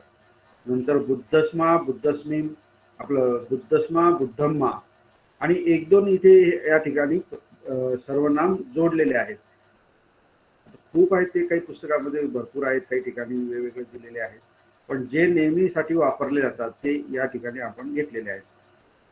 तर केही केभी, कस्स किस्स, केसंग केसानंग, कस्मिन किस्मिन, कम्मी, केसू, हे सगळे जे सर्वनाम जे आहेत हे पुल्लिंग मध्ये आहेत, एकवचन आणि अनेक वचनामध्ये. तसेच नपुंसकलिंग मध्ये पण किम पण वापरला जातो किंवा कंग पण वापरला जातो प्रथमा विभक्तीला. अनेक वचनामध्ये के आणि कानी. हा आणि जिथे जिथे प्रत्यय लागतो ज्याला, तर तो शब्द नपुंसकलिंग असतो. ते डोळे झाकून सांगायचं, विचारच करायचं नाही अजिबात. या ठिकाणी मी तुम्हाला सांगतो, डोळे झाकून सांगायचं. आणि जिथे आला तो शब्द नपुंसकलिंग, आणि ज्याच्यावरती अनुस्वार आला की तो द्वितीय विभक्ती, तिथे सु लागला की तो सप्तमी विभक्ती. हे असे छोटे छोटे जे काही हे आहेत नुसके म्हणतो ना आपण, टिप्स, हे लक्षात ठेवायचे. Thumb rules sir. Thumb rule. हा, येस, थंब रूल. ते आपल्या फायद्यासाठी आपण करून घ्यायचे. पण त्यासाठी थोडंसं निरीक्षण करावं लागतं आपल्याला, अभ्यास परीक्षण म्हणतो ना आपण. ते केलं की म्हणजे आपल्या डोक्यावरचं ओझं आणखी कमी होतं. नाहीतर हे जर समजा तुम्हाला आता कोणी तांबेंनी दिलेलं आहे बघा, टेबल दिलंय की नाही, टेबल ग्रुपवर टाकलंय त्यांनी, सगळ्या शब्दांचे प्रत्येक आकारांत इकारांत वगैरे वगैरे, बघितलं की नाही तुम्ही सगळ्यांनी? ग्रुपवर बघितलं नाही कोणीच? एकाच तांबे ग्रुपवर टाकलंय टाकलंय. तुम्ही? होय, एकाच ग्रुपवर टाकलंय. त्यामध्ये एकच दुसऱ्या टाकलंय. ग्रुपवर बघितलं. हा, एकाच ग्रुपवर टाकलं. दुसऱ्या ग्रुपवर टाकतो मी. हा, हा, हा. तर त्यांनी बघा मेहनत घेतली आहे, ती मेहनत घेताना तुम्हाला बऱ्याचशा गोष्टी साम्य सापडला असेल की नाही, तुमच्या लक्षात येऊन गेल्या असतील की इथे असं असतं तिथे तसं असतं. हा, तशी प्रॅक्टिस केली पाहिजे. आता हा जो पुल्लिंग जो आहे आपलं नपुंसक लिंग, आपण प्रथमा द्वितीय विभक्तीमध्ये वेगळा आहे आणि तृतीय विभक्तीपासून पुल्लिंग प्रमाणेच आहे.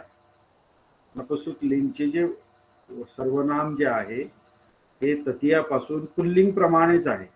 केन, केही, केबी, कस्स, किस्स, केसन, केसान, कस्स.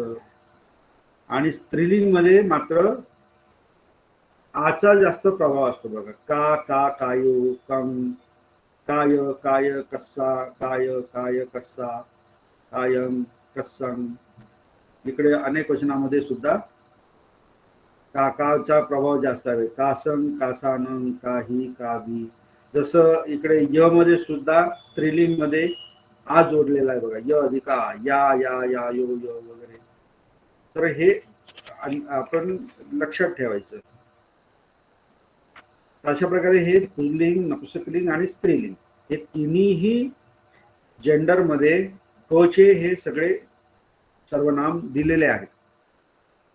आता त्याचा उपयोग किंवा त्याच्या वाक्यामध्ये जिथे आला असेल त्याचा अर्थ कसा लावायचा हे तर मी तुम्हाला प्रथमा विभक्ती द्वितीय विभक्ती प्रमाणे सांगितलेलंच आहे. बरोबर, त्याचेच अर्थ लावायचे. आता पहिलंच उदाहरण आपण पुल्लिंग प्रथमा विभक्तीमध्ये घेतलेलं आहे. पुल्लिंग प्रथमा विभक्ती काय आहे? को आहे. आता इथे बघा, को, त्वंग, आसी, असी. याचा अर्थ काय होईल?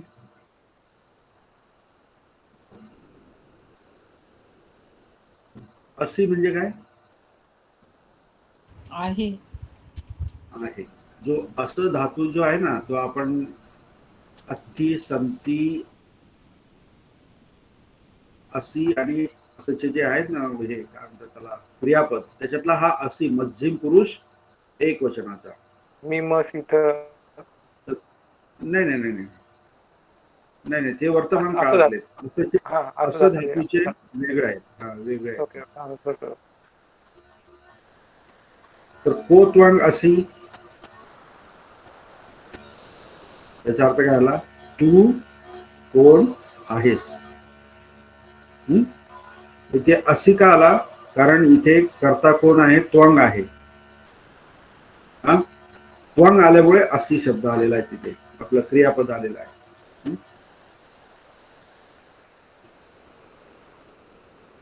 आता दुसरं जे उदाहरण आहे, केन भूपतीनो पासादो कारा पिता, कारा पितो. केन भूपतीनो, भूपती म्हणजे काय? राजा. पासादो म्हणजे काय? राजवाडा. ना कारा पितो हा शब्द येऊन गेला तुम्हाला, म्हणजे बनवले, बांधले वगैरे असं त्याचा अर्थ आहे. तर ह्या वाक्याचा अर्थ काय होईल?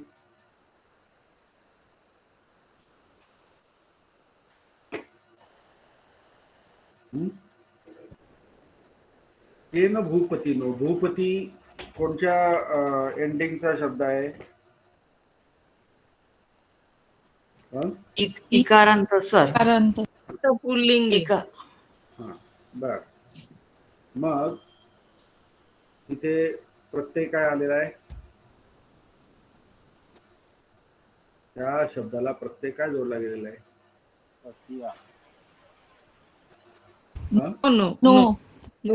Okay, no. नो आले ना. हा, प्रथमा विभक्ती एक वचन. हा. तृतीय विभक्ती. राजाचा. तृतीय नाही सर. छठी विभक्ती येईल सर. छठी विभक्ती. छठी विभक्ती सर नो. मुनीप्रमाणे चालणार ना सर शब्द. इकारांत. करेक्ट. हा, मुनीप्रमाणे चालला. मग बघा, भूपती नो.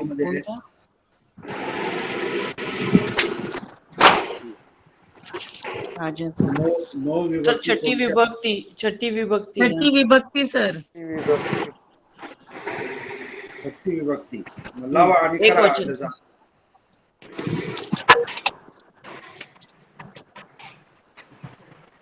काय त्याचा अर्थ होईल? आता केन हा जो सर्वनाम जो आहे हा तृतीयामध्ये आहे, बरोबर? तो डोळे झाकून कोणाद्वारे? हा, तर त्याच्या बरोबर आलेला जो नाम जो आहे तो पण तृतीय मध्ये असेल ना. सॉरी, तो सुद्धा नो जो आहे हा नो हो. कोणत्या विभक्तीमध्ये हे पण तुम्ही शोधलं पाहिजे ना.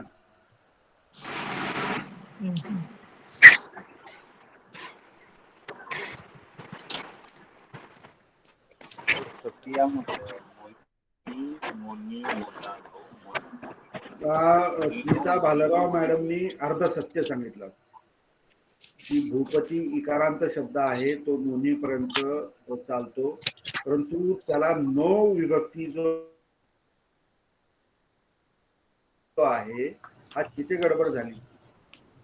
Okay sir. तर हा नो कोणत्या नो आहे ना, तर नो चतुर्थी म्हणजे राजासाठी राजा येस चतुर्थी येस राजासाठी राजाकरिता राजासाठी भूपती नो चतुर्थी विभक्ती, बरोबर. आता केन भूपतीनो पासादो कारापितो, म्हणजे केन म्हणजे काय? केन म्हणजे काय होईल?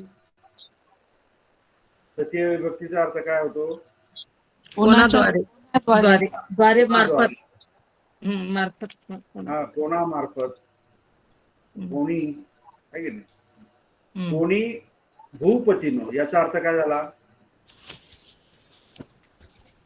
राजासाठी राजासाठी, प्रासाद म्हणजे बांधला कोणी आहे. राजासाठी प्रासाद म्हणजे काय? बांधला आहे. राजवाडा. कारापितो म्हणजे बांधून घेतला असा त्याचा अर्थ आहे. अलग लक्षात. म्हणजे कोणी राजासाठी महाल बांधून घेतला अशा प्रकारचं त्याचं हे आहे, काय म्हणतात त्याला, भाषांतर. म्हणजे कोणाद्वारे राजाचा. मग राजाचा म्हटलं की मग राजाचा छठी विभक्ती येईल ना सर, चाचीचे. हा, म्हणजे राजाचा प्रासाद बांधला हा पण बरोबर येऊ शकतो, किंवा चतुर्थी म्हणजे चतुर्थी पण येईल आणि छठी पण येईल. पण येईल. आता मी इथे खाली छठी घेतलेला आहे, पण चतुर्थी सुद्धा होऊ शकते. म्हणजे कोणी राजाचा प्रासाद बांधून घेतला असं आहे, बांधला आहे असं नाही. हा, इथे चुकलेला आहे. कारापितो पास्ट पार्टिसिपल, जिनाद्वारे राजाचा प्रासाद बांधून घेतला आहे किंवा बांधवला आहे, किंवा काय म्हणता येईल त्याला, बांधवला बरोबर म्हणतोय का मी? नाही सर. बांधला गेला आहे सर, बांधला गेला, बांधवला नाही, बांधून दिला आहे. हा, बांधला गेला आहे. गेला पण मग त्याच्यात नाही होणार ना. आणि असं पण म्हणजे कोणाद्वारे कोणी राजाचा, कोणाद्वारे राजासाठी प्रासाद बांधून घेतला. बांधून घेतला. असा पण त्याचा अर्थ होईल. आता म्हणजे दोघांपैकी मग आता आपण ठरवायचं, त्या टेक्स्ट वरती जायचं, मागचं पण वाचायचं आणि पुढचं पण वाचायचं. मग त्याच्यावरनं मग ते निर्णायक आपण घ्यायचं की ते छठी विभक्ती लावायची का तृतीय विभक्ती लावायची, अशा प्रकारे. थोडं अवघड काम आहे बरं का. ह्या दोन याच्यामध्ये य आणि क मध्ये खूप सांभाळून अर्थ लावावा लागतात. तुम्हाला खूप प्रॅक्टिस करावं लागेल. चुका होतील मान्य, पण प्रॅक्टिस करून ते कमी होऊ शकतात. सर पण इथे सॉरी सर, विचारू का? हा, बरं सर, जेव्हा आपल्याला परीक्षेत पालिवाक्य देण्यात येईल, केन भूपतीनो पासादो करापितो, हा, तर त्याचं मराठीत भाषांतर करा. तर सर असं म्हणजे हे कानाला बरं नाही वाटत ना. आपण असं नाही म्हणत ना, कोणाद्वारे राज्याचा प्रासाद बांधला गेला किंवा कोणाद्वारे राजासाठी प्रासाद बांधला किंवा बांधून घेतला. तर आपण जर सरळ लिहिलं की राजाचा प्रासाद कोणी किंवा राजवाडा कोणी बांधला, असं जर भाषांतर केलं तर चालेल का? किंवा राजासाठी तृतीया पाहिजे ना मग विभक्ती.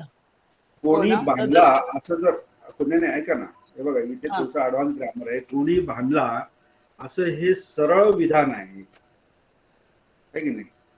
हा, तुम्हाला जर असं जर म्हणायचं असेल राजाचा महाल कोणी बांधला असं जर तुम्हाला म्हणायचं असेल, बरोबर, किंवा कोणाद्वारे बांधला असं जर म्हणायचं असेल तर त्याचं पालीतील वाक्य वेगळं होईल.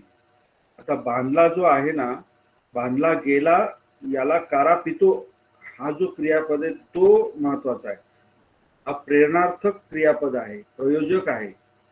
ज्यावेळेस एखादी गोष्ट दुसऱ्याकडनं आपण करून घेतो त्यावेळेस अपेती किंवा पे ए हे त्या प्रत्ययाच्या आधी जोडावे लागतात. हे तुम्हाला हे क्रियापद शिकवलेलं नाहीये. सर रिपीट हे करा. क्रियापद साधं नाहीये, सिंपल सेंटेन्स मधलं नाहीये. म्हणून आपल्याला तुम्ही जर म्हटलं ना की कोणी राजाचा प्रासाद बांधला आहे तर ते त्याचं जे ट्रान्सलेशन ते चुकेल. बांधून घेतला, बांधवून घेतला असं म्हटल्यानंतरच तो अर्थ बरोबर होईल. आणि तुम्हाला परीक्षेमध्ये अशा प्रकारचे क्रियापदाचे वाक्य मी तरी देणार नाही, आलं लक्षात. ओके. त्याचं काही टेन्शन घेऊन आपले साधे जे वर्तमान काळात वसती, सयती, काय म्हणतात, भुंजती वगैरे अशाच प्रकारे पॅसिव्ह व्हॉइस मधला किंवा ह्या प्रेरणार्थक मधले क्रियापद तुम्हाला देणार नाही, त्याची काही काळजी करू नका. कारण हा ऍडव्हान्स ग्रामर मधला भाग आहे. तर ते आपण फक्त ज्याच्याशी आता आपल्याला कशाशी अभ्यास करायचा आहे तो सर्वनामाचा अभ्यास करायचा आहे. तर इथे केन जो आहे हे तुम्हाला फक्त कळलं पाहिजे की ही तृतीया विभक्ती क सर्वनाम आहे. एवढं कळलं तरी भरपूर झालं. Okay sir. हा, आता कस्मा अम्मे ही सच्चन भासी तब्बंग.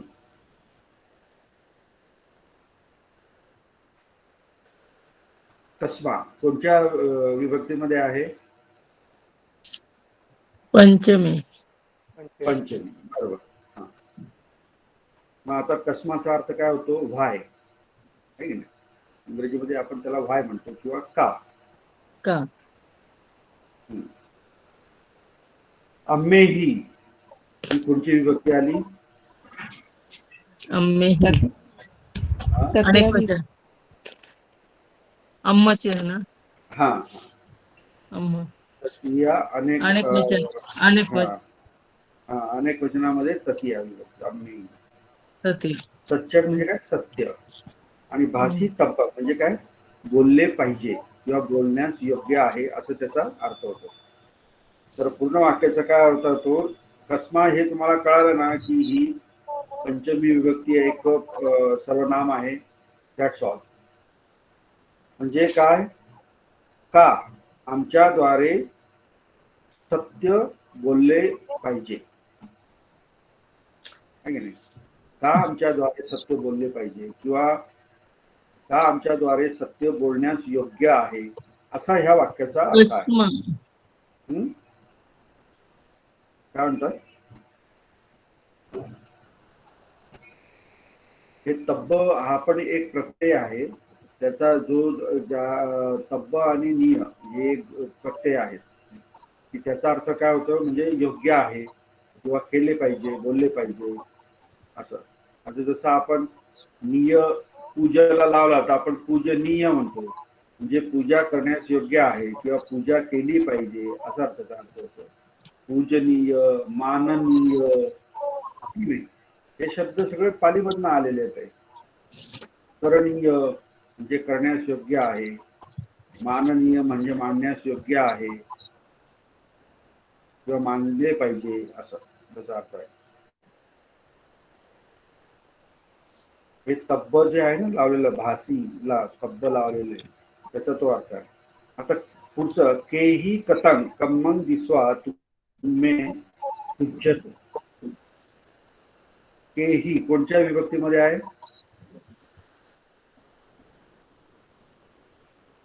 केही तृतीयामध्ये पण आहे, पंचमी पण आहे. अनेक वचन. अनेक वचन. अनेक वचनात. अनेक वचन. मग केही कथं कम्मं. कथं म्हणजे काय? केलेले. ते पाच पार्टिसिपल, त्याचा अर्थ सांगतो तुम्हाला. मग केही कथं कम्मं याचा अर्थ काय होईल? केही द्वारे, कोणाद्वारे ना?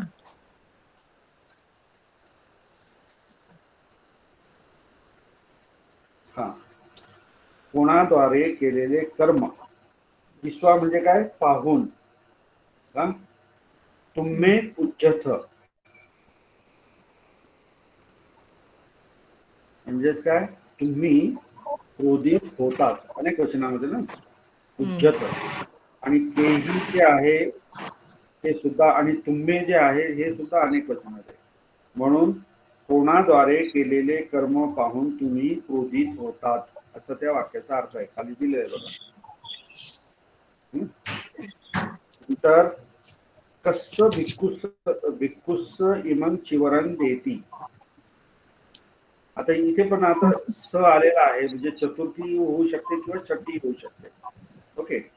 कस्स भिक्खुस्स म्हणजे कोणत्या भिक्खूचा किंवा भिक्खूचे. हा, भिक्खूचे येईल तर, कारण चिवरण जे आहे हे नपुंसकलिंग आहे. किंवा कोणत्या भिक्खूसाठी किंवा भिक्खू करता इवं चिवरण देती. म्हणजे दोन्ही प्रकारे इथे हे वाक्य येईल. काय?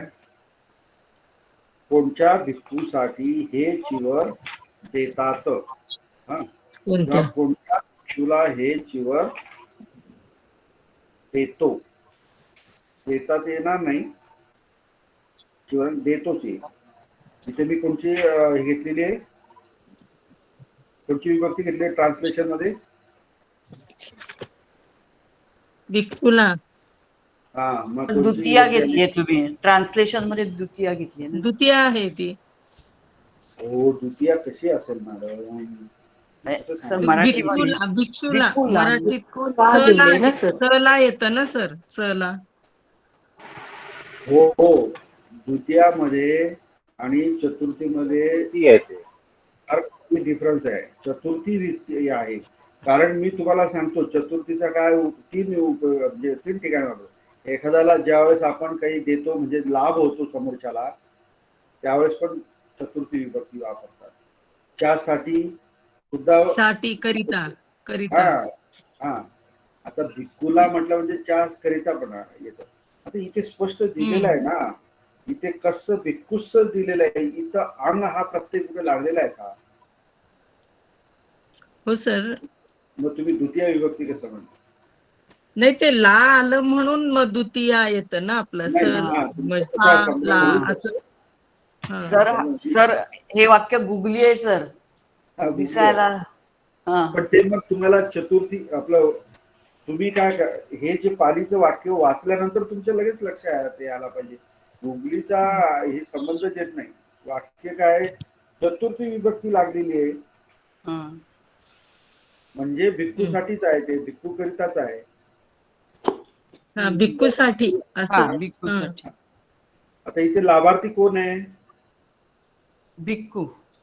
भिक्खू आहे. त्या अंगाने आपण लिहायचं. जर भिक्खुंग जर असता ना मॅडम, अंग त्याला जर प्रत्यय असता तर मग भिक्खूला. नाही, ते ट्रान्सलेशन तुमचं ला आहे ना तिकडं, तर म्हणून द्वितीय वाटलं बुवा ते आपल्याला. ते आणखी तुम्हाला स्पष्टीकरण करतो मी. हो. नंतर पुढचं वाक्य काय आहे? कम्मी ठाणे त्वं वससी. कमी. कुठे आलं कम्मी? सातवं प्रश्न आपलं सातवं वाक्य आहे. कम्मी ठाणे. सप्तमी एकवचन. सप्तमी विभक्ती एकवचन. बरोबर, करेक्ट. त्वं वससी. इथं त्वं आल्यामुळे सी आलंय बघा, मध्यम पुरुष एक वचन. तर मग काय त्याचा होईल? कोणत्या स्थानावर तू राहतोस किंवा कोणत्या ठिकाणी. हा, किंवा तू कुठे राहतोस असं म्हटलं मराठीतून तरी पण ते आपण करू शकतो. मराठीत आपण 2-3 प्रकारे थोडस वाक्य चेंज करतो आहे की नाही. तू कुठे राहतोस म्हणजे काय, कोणत्या ठिकाणी तू राहतोस. नंतर दुसरा हे जे आहे ना कमी, तर त्याला क्रिया विशेषण जे आहे कुही असं पण आहे. त्वं कुही वससी असं पण कुठे राहतो. नंतर 8वं स्त्रीलिंग मध्ये आहे बघा, का भिक्खुनी बुद्धं वंदती.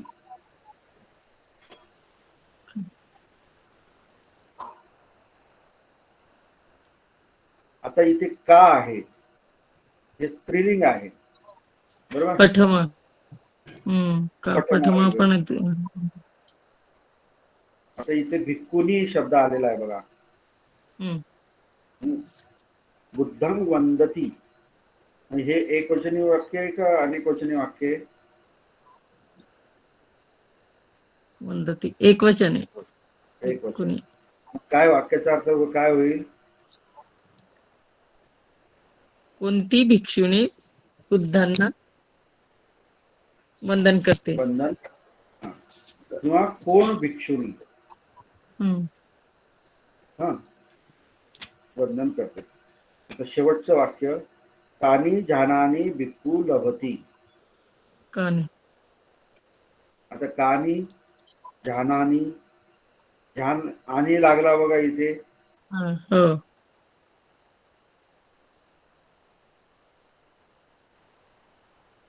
म्हणजे कोणत्या अनेक वचन त्याला अनेक वचन. म्हणजे याचा अर्थ काय आला, कोणते ध्यान, कोणते ध्यान त्याला ध्यान ध्यान ध्यान कोणते ज्ञान म्हणजे अनेक भिक्षूंना लाभते. लाभते कोणते ध्यान ध्यान. आता लभती हे बरोबर आहे का इथे?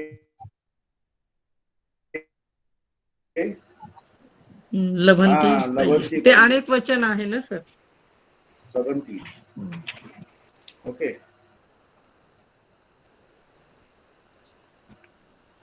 छोटे छोटे इथे मिस्टेक आहेत थोडंफार, वेळोवेळी करेक्शन करून घेतलं पाहिजे.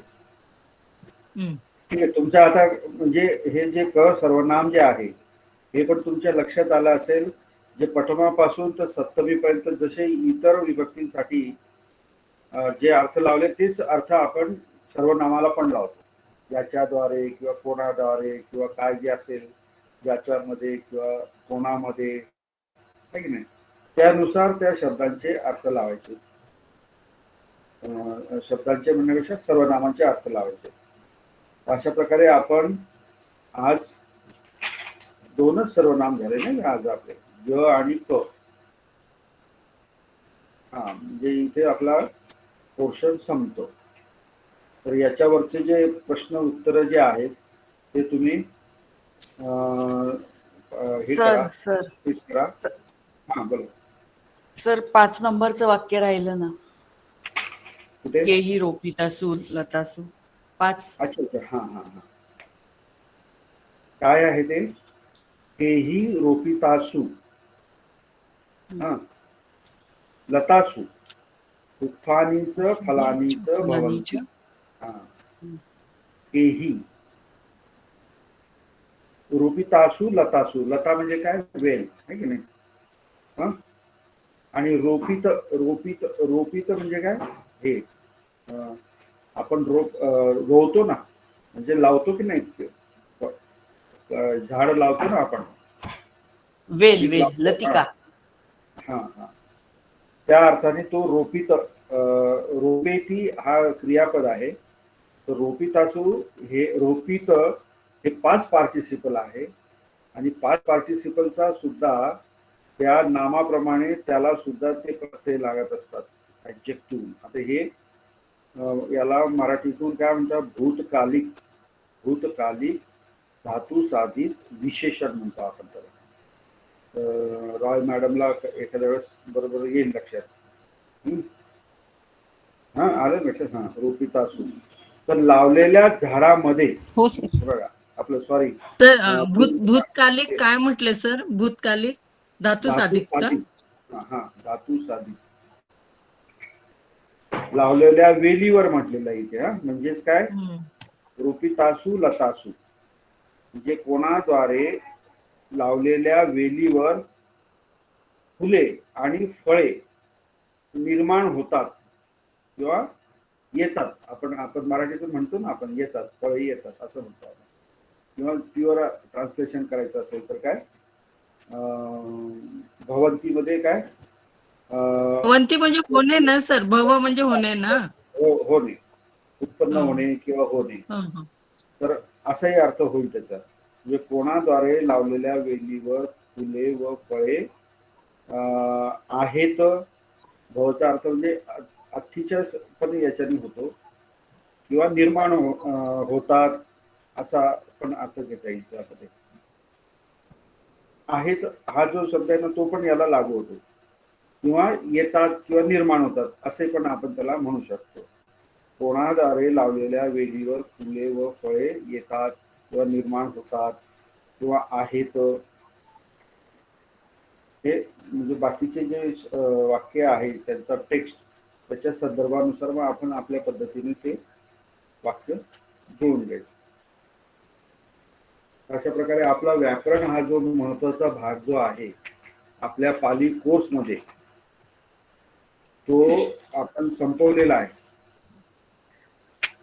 तो आपण काय केलाय, संपवलेला आहे. आता याच्यामध्ये तुम्हाला व्याकरणामध्ये रेकॉर्डिंग पण उपलब्ध आहेत किंवा होतात आहे. तर ते वारंवार तुम्ही ते ऐका.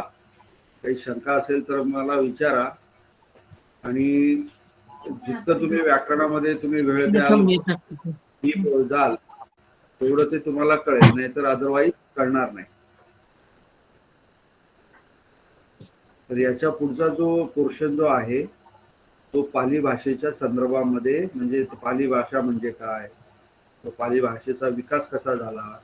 आता आपण हिस्टॉरिकल याच्यामध्ये जाऊ. पाली भाषेच्या मध्ये तिचा जन्म कुठे झाला, कोणाचं काय मत आहे, आधी कोणची भाषा होती, मग त्याच्यावरनं मग पाली भाषा प्राकृत भाषा आहे का संस्कृत भाषा आहे वगैरे वगैरे. आता हे अनेक असे तुमच्या मनामध्ये पण खूप मोठे प्रश्न असतील पाली भाषेविषयी. त्याचा उहापोह आपण पुढच्या म्हणजे उद्याच्याच लेक्चरला करू. उद्या सुद्धा लेक्चर आहे 9 वाजता. सर असाइनमेंट कधीपर्यंत द्यायची आहे? हा ते टाका ना तुम्ही, याच्यामध्ये टाका क्लासरूम मध्ये. हा मी आज जाऊन आलो तर ते क्लासरूम मध्ये टाका. तारीख किती तारखेपर्यंत द्यायची असं? आजची गुरुवार आहे, मी आजच गेलो होतो. सोमवार आहे ना, गुरुवारपर्यंत टाका तुम्ही. गुरुवारला काय तारीख येते? आय थिंक गुरुवारला 26 तारीख आहे. सर डेट आली का, एक्झामची डेट आली? थोडे दिवस वाढवून द्या ना सर.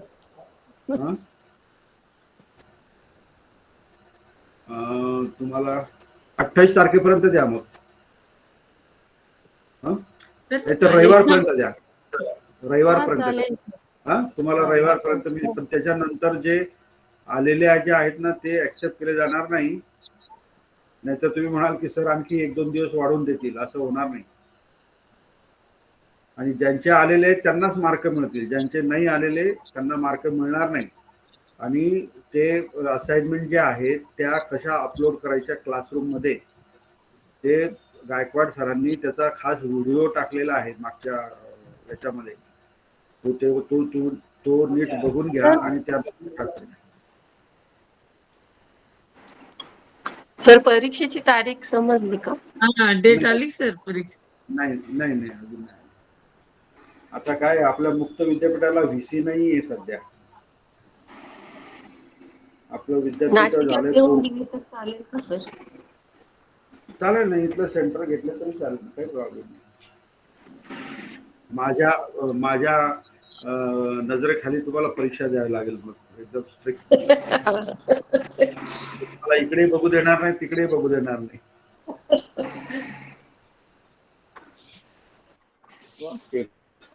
किती मार्काचं असेल आणि किती मार्काचं बायफर्केशन? काय विचारलं तुम्ही? काय विचारलं? किती मार्काचा पेपर असणार आहे आणि किती मार्क बायफर्केशन असेल?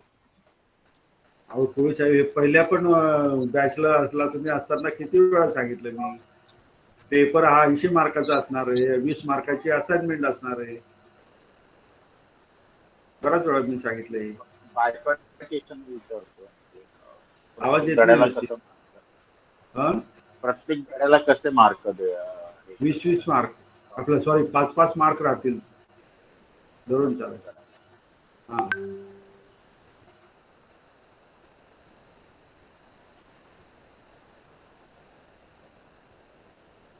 चला थांबायचं. कोणाला काही शंका? Okay sir. पाठांतर करा. हा पाठांतर करा, प्रॅक्टिस करा व्याकरणाची. जातक कथा शिकताना तुम्हाला हे सगळं व्याकरणाचा प्रत्यय येणार आहे, अनुभव येणार आहे. जातक कथा तुम्हाला स्वतः त्याचे ट्रान्सलेशन करायचं आहे. मी तुम्हाला मदत करेल. ओके सर परीक्षेला सर एक शंका होती. हा. तर परीक्षेला सर्व धड्याखालचेच प्रश्न येतील ना? हो, हे पण मी बऱ्याच वेळा सांगितलं, धड्याखालचेच प्रश्न येतील. Don't worry. ओके. तुम्हाला इतर काही विचारणार नाही. सर एखादी सराव परीक्षा घ्या ना.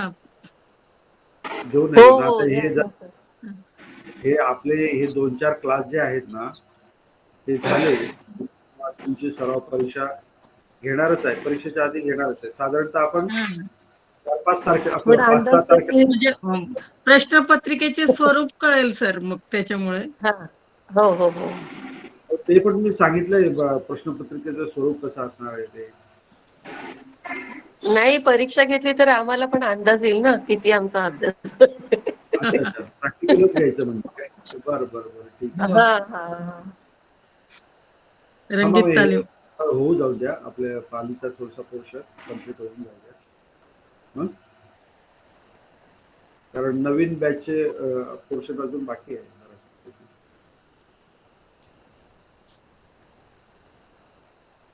चालेल. बंद करायचा हम्म. क्लास.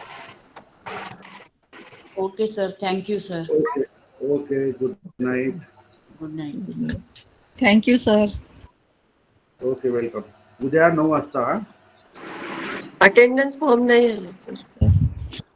बर नाही, आज गायकवाड सर होते ना, ते त्या पूर्ण लिस्टवरनं लावून घेतील बहुतेक. सांगतो मी त्यांना. Okay sir. Okay okay okay.